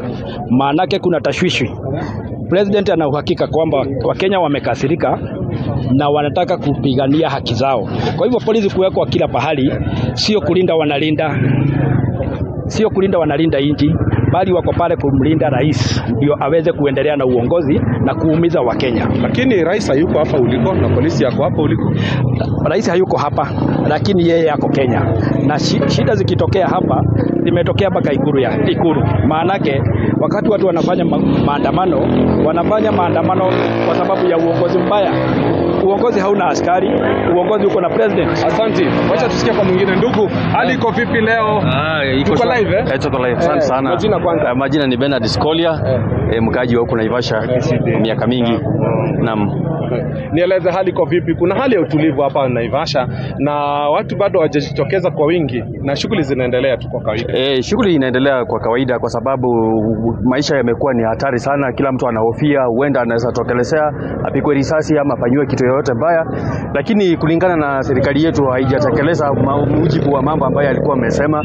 Mambo si mzuri vile, na sisi kama vijana Gen Z tunataka haki yetu ifanyike hivyo venye alikuwa ameahidi. Ametuumiza sana, lakini hiyo sio mzuri. Angalie sisi, angalie vijana, angalie pia wanabiashara, vitu zimeharibika kila mahali. Leo ni kumbukumbu tu ama kuna mambo mengine mnashinikiza serikali? Ni kumbukumbu pia, na kuna mambo mengine inabidi rais kama tulimchagua aliahidi mambo mingi kuyafanya na hayajatekeleza. Kwa hivyo sisi tunaona kama hafanyi, asaidii, hata heri aondoke. Hivyo ndio tunataka. Lakini kipindi kiko. Ndugu karibia hapa kidogo, nieleze jina. Vijana wadogo hapa, nieleze jina lako. Acha tusikie huyo. Karibia. Kabisa. Angalia huko kwanza. Ni hapo kidogo. Okay. Sawa, asante. So angalia kule tu. Huko. Jina. Mimi naitwa John. John nani? John Joroge. Haya, sasa tueleze. Nyinyi ni vijana? Si ni vijana, wenye unatuona hivi. Na kitu ya kwanza tunataka leo ni amani. Hiyo ndio inatutawala, kitu ya kwanza. Amani. Hiyo ndio inatawala, hiyo ndio ya kwanza kabisa. Hizo zingine zote vile mambo itakuwa itajileta. Wenye itakuja hivyo ndivyo itakuwa. Haya, asante sana. Wacha tutamatishe hapo kwa sasa. Anodida, that is it. Diverse opinions and views from the locals here, but largely to say that The town has experienced a relative calm, and people are skeptical about the safety and security of their businesses. Some opted to close, some half opened, but all said and done, it is a situation of wait and watch and see the precedence of events as they unfold throughout the day. We are informed that in another part of this town, there's a group that is converging so that they can start their march around the streets of this flower city. Hopefully that they will be having some flowers, of course, for the commemoration of this. From here in Naivasha, that is it for now. We'll catch up in subsequent time with you or other teams to show what is actually happening. Just before I forget, there's a lot of police presence as well, but they're just watching brief on the security situation. From this side of Naivasha, I take it back to you in our studios. With that update from Naivasha, let's take a very short break at this point. We are coming back with Gen Z Revolt 1 year later. What has changed? You're watching Morning Cafe.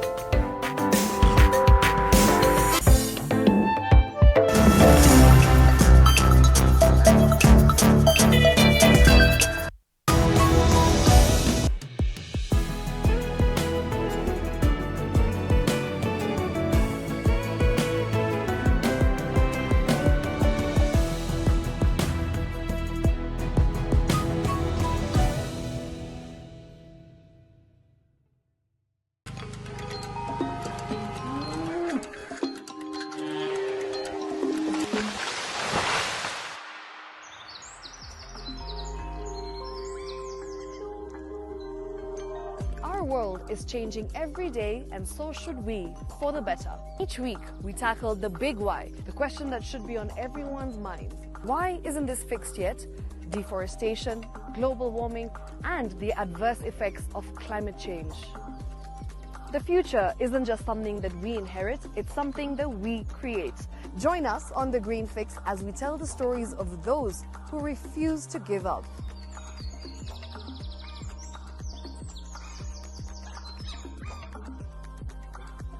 When it comes to fixing the planet, there is no time to waste. Join me, Shiksha Arora, on Thursdays at 9 p.m. on The Green Fix as we look into the big why, you and I.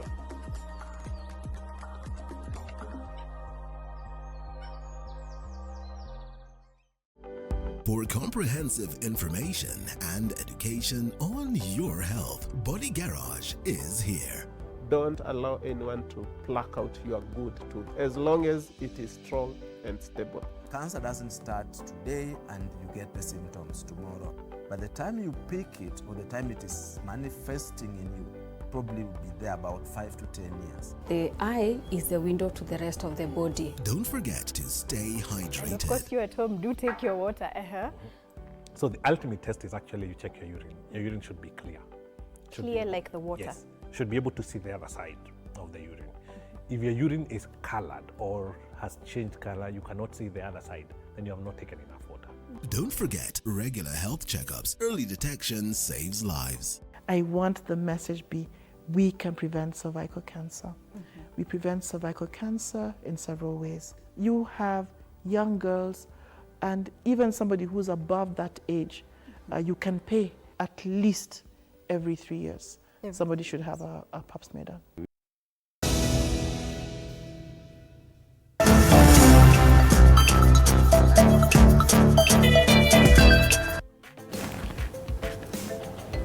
All right, welcome back. You're watching Morning Cafe. We are giving you live coverage of the Gen Z 2024 Revolt anniversary.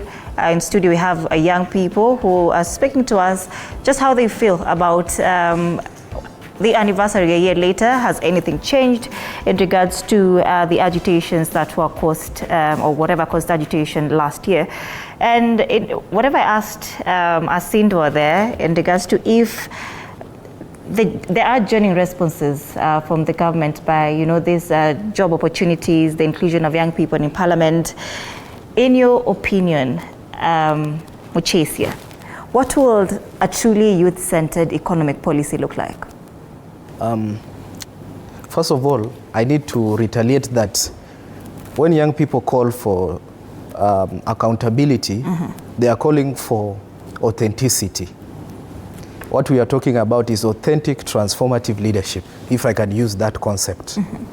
And the concept of authentic transformative leadership,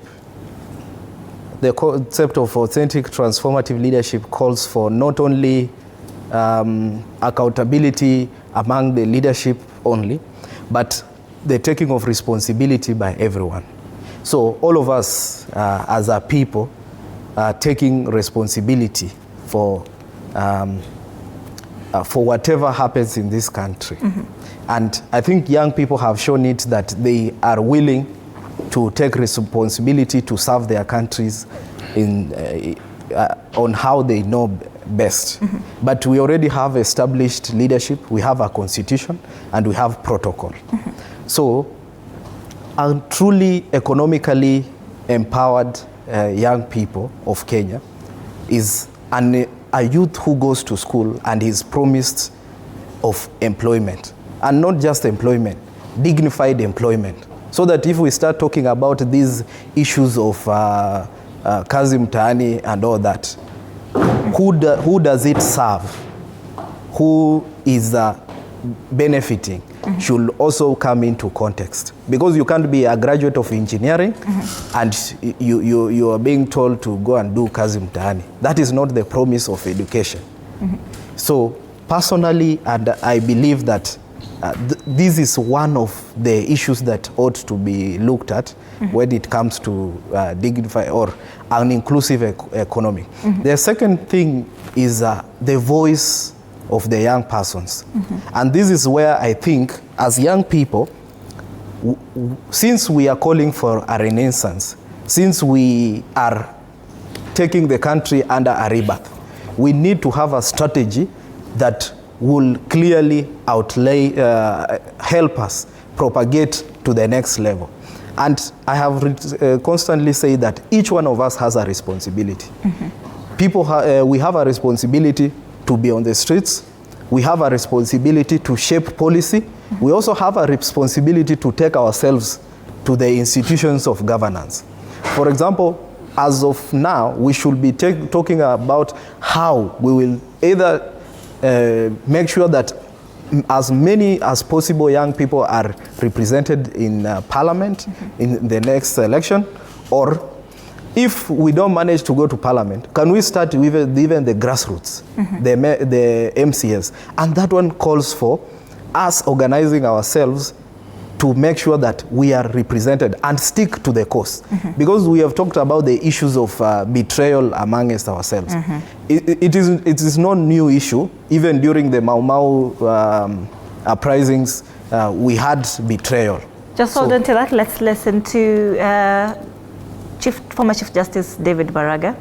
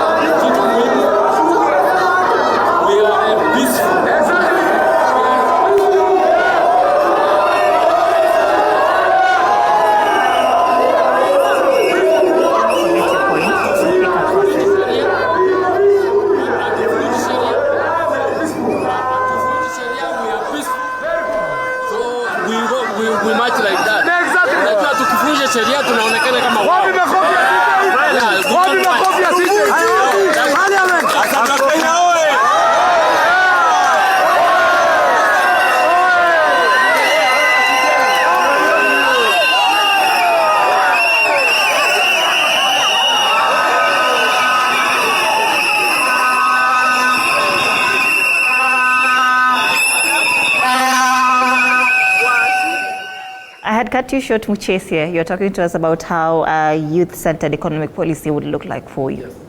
So basically, if I can conclude, the Kenya we want is a Kenya where education is free, for example. Because why should we have all these bursaries cut across to almost every leader? Yet these monies can be consolidated and make education free, even from primary school to even universities. The Kenya we want is access to healthcare that is not only accessible but affordable for every citizen in all corners of the country. But most importantly, the rule of law should cut across to all members of this social construct in such a way that even if the president acts unconstitutionally, he can be held accountable to his actions. But one thing I need to retaliate is that the Kenyan young people are looking for authentic, we need to have the word authentic, transformative leadership that will change this country for the better of the collective society, all of us. And that's why people have come up with tribalist connotations, because we see ourselves as one people. If we carry along the society as a whole, as Kenya as a society as a whole, then we have a chance of even surviving in the international system. I'm a student of international relations, and if we fail as a state internally, then there is no way we can propagate our foreign policy out there. So the young people have awakened. The awakening is here. The renaissance is here, and it is taking shape, and there is no going back, no matter the betrayal. All right. Khamanya, do you think right now where we are a year later, we truly have a youth-centered economic policy? Well, clearly not. If we did, it's all about impact and the people realizing that the money we pay, because taxation is our money, tax is our money. Debt is tax in advance that we shall pay later. It's realizing that all the monies we collect or the government collects on behalf of Kenyans is well utilized. But you see, we are in a catch-22 whereby people are pressed to pay taxes, but then there is no proper utilization of those resources. Therefore, the resources, the services are inadequate, from hospitals, roads, schools, name it. So right now, we are in an economic revolution. And I agree with my panelists who say that the government is detached. They don't understand what they're dealing with. They think it is defiance. They think it is that the maandamano are funded. No, we're in an economic revolution where we're demanding economic reforms. And that begins with understanding that people need specific and certain changes. Therefore, for the government to do that, it has to align with the needs of the current times. The days of Kibaki, the days of Uhuru are long gone. So we cannot go back to that. We need to move forward. And moving forward, it means realizing that what the government is fighting is a future of the young people. And the young people are very clear that they are relentless and they're not willing to give up their future. Unless these needs are met, this is not going to change. And this government cannot meet this need, because even if you look at the statistics and the numbers, they do not have the wherewithal, the capacity to bring about the economic reforms that we require. And that's why the only solution is a regime change. Again, I want to emphasize that having young people in positions that does not give us the required impact. Having young people even as a CES of education will not make education free. Yet what we need is free education. Having young people in the housing and department, roads and all that, will not give us the standardized roads construction. Yet that is what we need. So what we need is not just people in position, but service delivery that is impactful, that is up to standard. That's why you hear people talking of accountability all the time. And these leaders that we have hired, because these are not our leaders, these are our employees. Even the president is my employee. I pay him. We all pay him. They need to acknowledge that we are telling them that they are not being able to deliver the mandate that we give them. So even if, now the flip side, even if we have a 36-year-old president and the policies remain the same, we're still going to remain in a crisis. So what we need is policy change, transformation that is based on the current needs of the nation, regardless of who is in office. So let us not them dupe us, because you saw when the agitation happened last year, a few people were handpicked to represent the youth in those positions, but there is still no impact. Today there is one person, Diangui, who was abducted, I think in Kino. He's a lawyer, he's sent out a tweet. We don't know where he is. And yet the president was there the day before yesterday, or was it yesterday, praising the police, how they are the best. Yet we have one person that we cannot account for as a country. So it's not about having young people in positions, it's about having the needs of all Kenyans, and mostly young people because they're the majority, being listened to, being articulated, and all those things, they be delivered in policy. So we can have a responsibility where we can hold you accountable. We can have sustainable changes. And then that's the only way we can transform our country. So you have to continue having these conversations loudly, together, and locally. Yes. Jennifer, last year, the Gen Zs were criticized for being leaderless and, this protest lacking structure. Has that changed this year?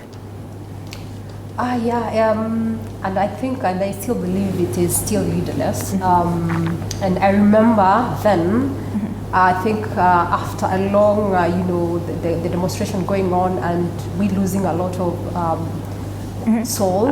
Get your microphone. All right. Yes. Let me help. Okay. Thank you. I hope you can hear me right. I remember last year when we lost so many people and the president asked for dialogue with the young people. I remember I made a statement and I told my fellow young people that, as young people, we should be able to know when to dance and when to leave the stage. And it came back, it came out like it was wrong things to say, but I felt like we had overstayed at the stage, such as we lost our brothers and sisters, and whom we feel, even right now, the justice has not yet been served to them. And I feel like till to date, we have responsibility, everybody, everyone, the government, us, we have the responsibility. And I'm talking like this as the president of the Kenya Youth Organization, a youth organization that is countrywide. And personally, at a personal level, I've been going around the country, speaking to young people, telling them that, we have responsibility as well. We need to also to be accountable, yes. And one of the things that we've been talking about, even as the Kenya Youth Organization, is can we have, the big issue in the country right now, it is joblessness, yeah? And one of the things that we've been asking the government, and even it's one that to ask them, can the 30% that we sent aside for youth, women, and the people living with disability, can we have it religiously delivered to the young people, and even in an easy way to access the funds and the tenders and everything? That would really help to reduce the joblessness in the country. And I've been telling them that we need to be true to ourselves. It's 2.5 years right now since we got this new regime. And a lot has happened. A lot has happened since then. The removal of the deputy president right now, a lot has happened. And we are just halfway. I still believe, given the manifesto of the UDA, the government of the day, I still believe there is hope. And I hope that they're going to deliver. And I pray that every young person and every citizen of this country should be able to, probably give them time and appeal to the government that the state departments, the organizations, the agencies that are, in this country, right. Can they give, just can they there. support the, okay, Jennifer, all right. Let's hear from this clergy.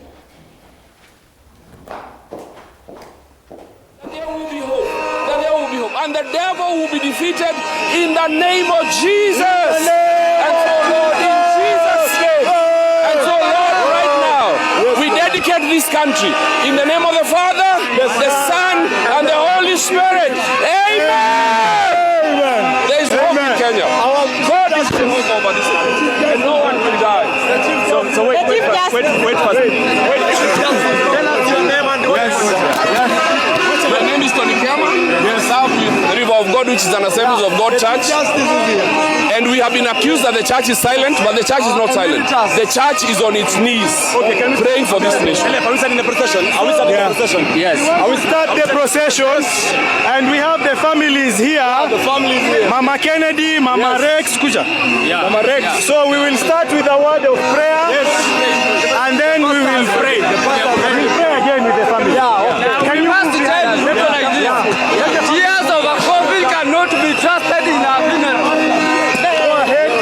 Please pray for the families so that we can start. As a representation of all the I pray that your mighty comfort will keep their hearts. Oh God Almighty, in the name of Jesus Christ, that they shall not be bitter, but they shall have hope. Because without you, then we have nothing. And so, Lord, we thank you for these parents. I pray that you will take away the pain. Oh God Almighty, in the name of Jesus Christ, that the cross of Jesus Christ will be their true north. Father, we thank you na tunakuinua kwa sababu wewe ndio tegemeo letu peke yake Jehova. Wewe ndio tegemeo. Katika jina la Baba, la Mwana na Roho Mtakatifu tumeamini na kuomba. Amen. Amen. Okay, kama mnaenda wapi? So we are going this way. Tunaenda Kimathi, alafu tunaenda mahali Rex aliuliwa.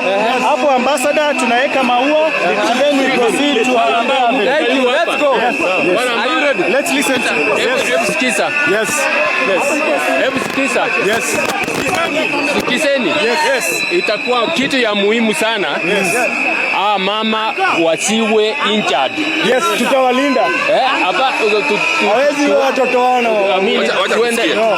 Tuende kwa procession peaceful. See peaceful procession. Peaceful. Tuende in a peaceful demonstration. Yes. We don't want our mama or the siblings of the deceased wawe injured. Yes, very true. Let us not give anybody cause to injure them. Yes. Yeah, thank you very much. Thank you very much. So can you let them kujani pamoja? Kuja songe. Kuja come.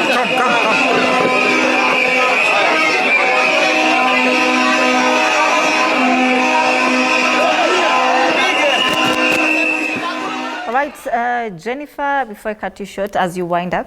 Yes, as I wind up, that is an amen for that particular prayer. It's very important, being a special day when we are commemorating, the 60 we've lost and so many more that are yet to be found as well. And the Bible says in the book of Ephesians 6:12, it says that, for we do not wrestle by blood and flesh, but against the principality and powers. We need to understand that also whatever is happening in the country of today, it's not just physical. It's not just happening today, but also it is very much spiritual. And so the church, as the pastor said, let's keep awake, let's pray first, and pray to God that to help us, even as we pray for transformative and reforms in our economy, which is not right at the moment. And request that the people who are surrounding the president, the state, the cabinet, the PS, to help the president actualize the manifesto that so many young people, that so many citizens woke up very early in the morning and believed in those manifesto and voted for him. And again, from Kisii, we can see young people are being asked, so what exactly do you want? And say, one term, and anapiga firimbi, one term, atutaki, one term. So what exactly do we want? Can we have, as young people, can we have a strategic plan on whatever we want to be delivered? Because we cannot be able to always be at the street, and we are not saying exactly what we want and in action. And the government, can you listen to us? Can you listen to the young people, the cry, the demand, and the dissatisfaction that we have, and why we are on the street. All right, Wycliffe, what would you want to see for your country moving forward? For my country, I just want to ask the president, take heed to the cry of Gen Zs. Take heed to the cry of Gen Zs. And also, with your cabinet, we are requesting that it isn't all about reshuffling the cabinet. It's not all about that. It's all about doing what is right to this country. And also, if you look at the government has money.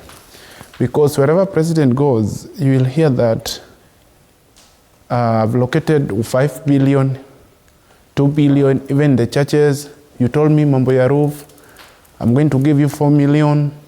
Those things, we can invest those in education so that we can have free education, free healthcare. So for us to move on as a country, we need a president who listens, a president who understands the citizen. He didn't elect himself, but we elected him. So he have to listen to us. Ruth, moving forward, it's June 25th, 2025. Moving forward, what do you want to see for your country?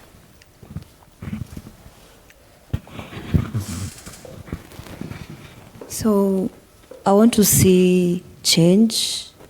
They say that leadership isn't leading from the front line, but it is inspiring from within. Because if you lead with integrity, legacy will follow you. So I don't know if I am supposed to use the word beg, but if our president and the leaders would listen to us as the young generation, they would come to see that actually we don't want to fight, we don't want to be stagnant, we don't want to be stranded as a country, but we want to see it working. We have so many unmet promises that we have been told. And one thing that I would tell the young generation, most of those ones that are aspiring to be leaders of today and tomorrow, be loyal to your people. Because we are the same people that elected these leaders. And we are the same people that thought that they would work for us. So what I would want to request is that be loyal to the people that have chosen you. Because at the end of it all, God will judge us for everything that we do. For the blood that has been shed, for the parents that are crying, for those parents that have not even gotten the bodies of their children so that they can bury and see, at least I buried my son. They are crying till date. This one is not in vain. And for me, what I'll wish for our country is peace. Peace that surpasses all human understanding. That we may go on to eras where we would be happy as a country. All right. Thank you so much, Ruth. What's your call to the government, Newton? I would urge the government to enable the youth. I would also urge inclusivity. I would also urge we shun away from tribalism. I would urge let's shun away from corruption. I would urge our working government. I'll also urge the youth. Let's come together. Let's form policies for ourselves that even if we present, these are workable things. Not that we always say you must go, you must go. Of course, if we must go, but after there, what happens? As the youth, what happens? We don't want where politics is about opportunists who only come and say, yeah, this blood this blood has been poured, and that's our opportunity to feast on it. Thank you for that. All right, let's cross over to the Central Business District, Nairobi, once again. My colleague Mike Kagwango is on standby. Mike, how is the mood in the CBD this morning?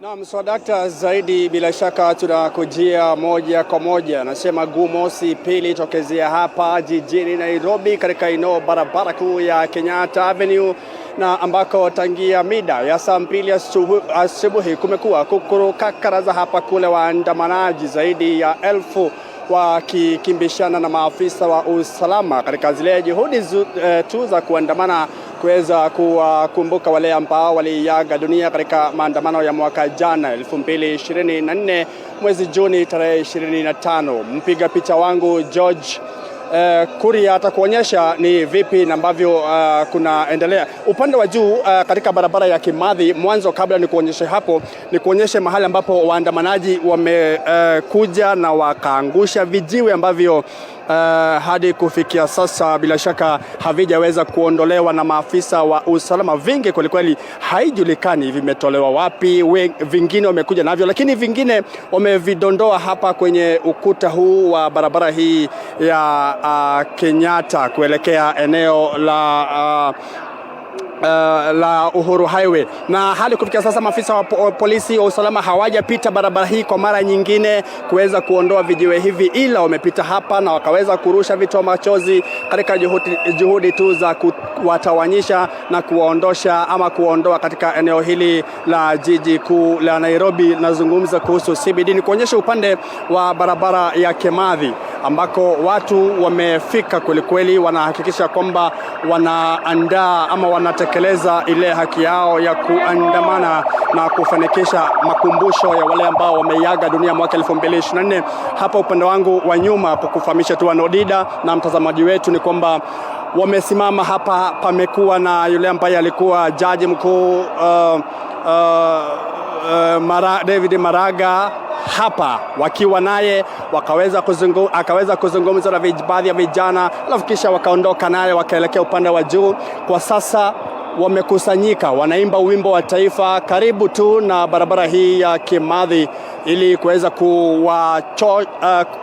kwa lugha ya mtaa wanasema kuchocha ama kuwaleta watu wengine ama waandamanaji wengine katika zile juhudi za kufanikisha haya maandamano. Kwa hiyo ni kiangalia upande wangu wa kushoto, naona waandamanaji wengine upande wangu wa kushoto katika barabara ya Moi Avenue, ambao bila shaka wanakusanyika mmoja baada ya mwingine, na muda si kitambo sana ambao umepita. Maafisa wa usalama na magari takriban 5 hivi wamepita hapa, wakarusha vitoa machozi na kuwatawanya. Lakini Odida na mtazamaji wetu ni kwamba la msingi na la mno kufahamu ni kwamba leo hii ni tofauti mno na maandamano ya juma lililopita, manake hadi kufikia sasa vijana ni wachache tu, sio wengi kama juma lililopita.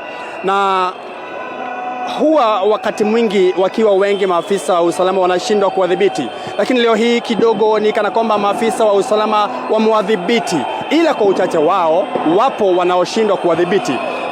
Upande wangu wa kushoto wanakuja sasa. Mahali nilipo kwa sasa ni katikati mwa vijana. Upande wangu wa kushoto ni vijana, upande wangu wa kulia ni vijana. Itabidi mie na mpiga picha wangu tuweze kuchukua cover,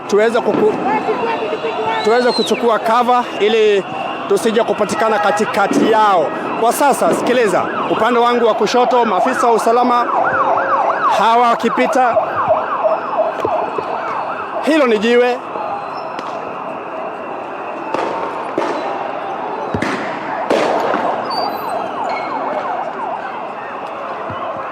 Hivi ni vitoa machozi, mtazamaji, maafisa wa usalama wakirusha kuweza kuwatawanya vijana ambao wanajaribu kumzuilia David Maraga. Wanajaribu kumzuilia Maraga hapa, amerushiwa vitoa machozi, lakini maafisa wa usalama hawataki kufahamu wala kujua ni nani ambaye wanarushia vitoa machozi, ni waandishi wa habari au ni viongozi wa vitengo mbalimbali au walikuwa viongozi. Kwa hiyo wao kazi yao ni kuhakikisha kwamba wanalinda usalama ama wanahakikisha kwamba jiji hili lina usalama wa kutosha. Kwa hiyo kazi yao kuzunguka hapa kule katika barabara tofauti. Tumeponea vile vile chupuchupu kupigwa na vijiwe hapa, ila mie na mpiga picha wangu George Kuria tuko salamini. Upande wangu wa kulia naona vijana vile vile na maafisa wa usalama. Ndio hawa maafisa wa usalama na magari mawili hapa wakirusha vitoa machozi. Itabidi tumekaa ange na kuhakikisha kwamba vile vile sisi usalama wetu unaimarishwa. Wengi wao wamevalia zile maski, barakoa, wamefunika nyuso zao, wamevalia civilian. Nazungumza kuhusu sio sare rasmi za maafisa wa usalama, kinyume tu na mwelekeo wa koti ama mahakama. Mpiga picha wangu George Kuria, iwapo utaonyesha mtazamaji wetu upande huu vitoa machozi ambavyo sasa ni vya rangi tofauti na vile vya kawaida ambavyo sasa vimerushwa. Hadi tangia asubuhi hawaja virusha hivi vitoa machozi.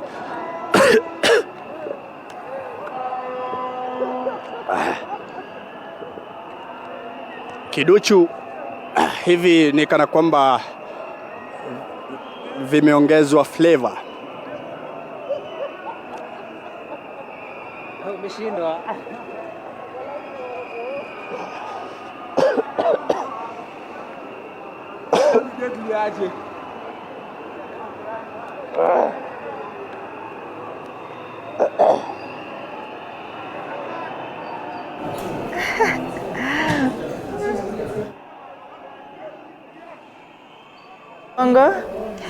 Asante sana Mike Kagwongo for that update. Zidi kuponea lebelebe. We've learned something new, and thank you so much for that update from the CBD. As we wind up here in studio, let's hear from you, Asindwa, just shortly, because time is not our side. The next team is already on standby to take over.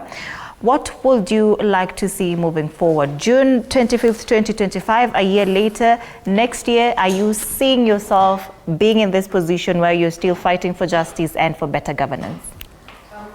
Unless the current government acknowledges that mistakes were made and crimes were committed, and they hold people accountable for whatever they did, we can't and we shall not move forward. Because you see, every day it's the same thing, history repeating itself again and again and again. So I think unless there's acknowledgement of police brutality and corruption and everything, and people are being held accountable, like we just stop speaking about it and the government actually starts acting on what the constitution says they should do in such instances, I think people will be pleased that finally accountability is being, held, and people are paying for the consequences of their action. And until then, I feel like we are going to be in the same sequence come next year. So I think, accountability, upholding of the rule of law, justice, removing of incompetent leaders and, leaders with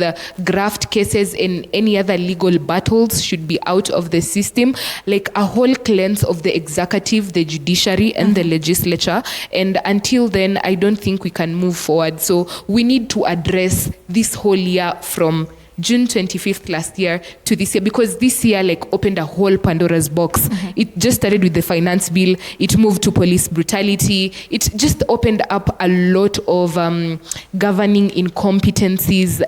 So I think unless we can address that, we can't move forward. We first need to cleanse whatever this year had to carry before we start on a clean slate. All right, let's have 1 minute each. Muchesia, what is your call now that we are marking this anniversary of the 2024 Gen Z Revolt protest? Okay, I think for me, first of all, the demonstrations are constitutionally protected, Article 37. So everybody ought to demonstrate peacefully, as it is stated. That is the first where we should start. In my other life, I also do disability inclusion advocacy. And if demonstrations are this violent, then it means that there is a sector of the population, 2.2% of this population, that is discriminated from participating in their civil duties. That is one. Secondly, if the president, since we've stated that the buck stops with the president no matter what, and if the president still has a heart for this country, then he ought to sit down with his government and also the young people and keenly listen to what really the young people want. But most importantly, if we, the young people, like for example today, if we don't get to State House as it has been called, then it is very important that we strategize on how we will move forward. And for me, it is my suggestion that... What is the end goal with moving to State House? Because now that is the hashtag that you people are championing on social media. The end goal is to meet our employer, the president. To just have a chat with him. All right, let's hear from Gaku as we wind up. What are your expectations today, Gaku, moving forward? My expectations, first from what we have seen, tear gas and everything, we have a clear thing that there is no unity in between the government and the people. I'm expecting now we unite and we come on the same page. First of all, to the government, youth are not disposable. Kindly, we are not disposable. You need to come on the same page. We agree what to do next and move forward on the same page. Don't kill us. Don't kill the youths. And to the families of the fallen, condolences. I have never had an opportunity to say this. And to the fallen, continue resting in power. Thank you so much. All right, as we wind up, and in 30 seconds, please. Katha, yes. So in 15 seconds is to say never again. We cannot watch as blood is shed. And the other 15 seconds is for a moment of silence, because today is a memory to the fallen souls. And we have to say their names. There's Rex, there's Charles. There's so many people. They have families, we've seen them, but we cannot allow this to continue as we watch. We have to protect every life, and it is precious, and there's no one who is bigger or greater than anyone. Kenya is ours, and we need to preserve its people, and especially the young, the Gen Zs, who are the generation that will go forth. We don't want people who are heart-pained. We are traumatized. We need to deal with that now. All right, Hamanya, what do you expect to see moving forward? Well, briefly, there is really nothing much to expect from the government. They just need to set up the IBC, that is one. Two, and then ask the people we will do the needful. The revolution is on. We remember the comrades, the compatriots today, and then to fellow Kenyans. We need to arm ourselves because the only thing we can do is to get involved in the process. And what we need are our identity cards. We need to be registered as voters when the time comes, and then come out and own the process.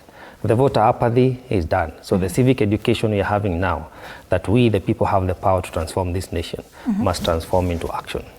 All right, as we close now, Brian, you are a victim. What do you expect to see moving forward?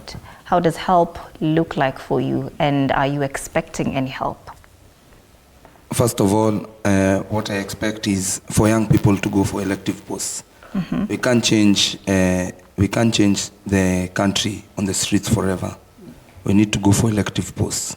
About help, the help I expect is justice, first of all, compensation, things like that. That is what I expect. And finally, I'll say this to the youth: whatever you do, be safe and do not relent. Tete nchi yako, komboa nchi yako, Ruto must go. Thank you.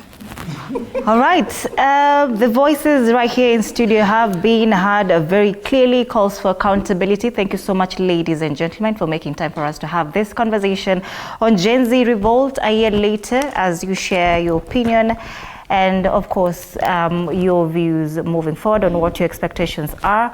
That brings us to the end of this conversation and to the end of the show, Morning Cafe. My name is Anne Odida. Thank you so much for watching. Right about now, let's cross over to West Pokot, where my colleague Juma Katonda is on standby. But coming up next, Linda Alela and my colleague Josh Onsari will be joining you for the next segment. Stay tuned. Don't touch that dial.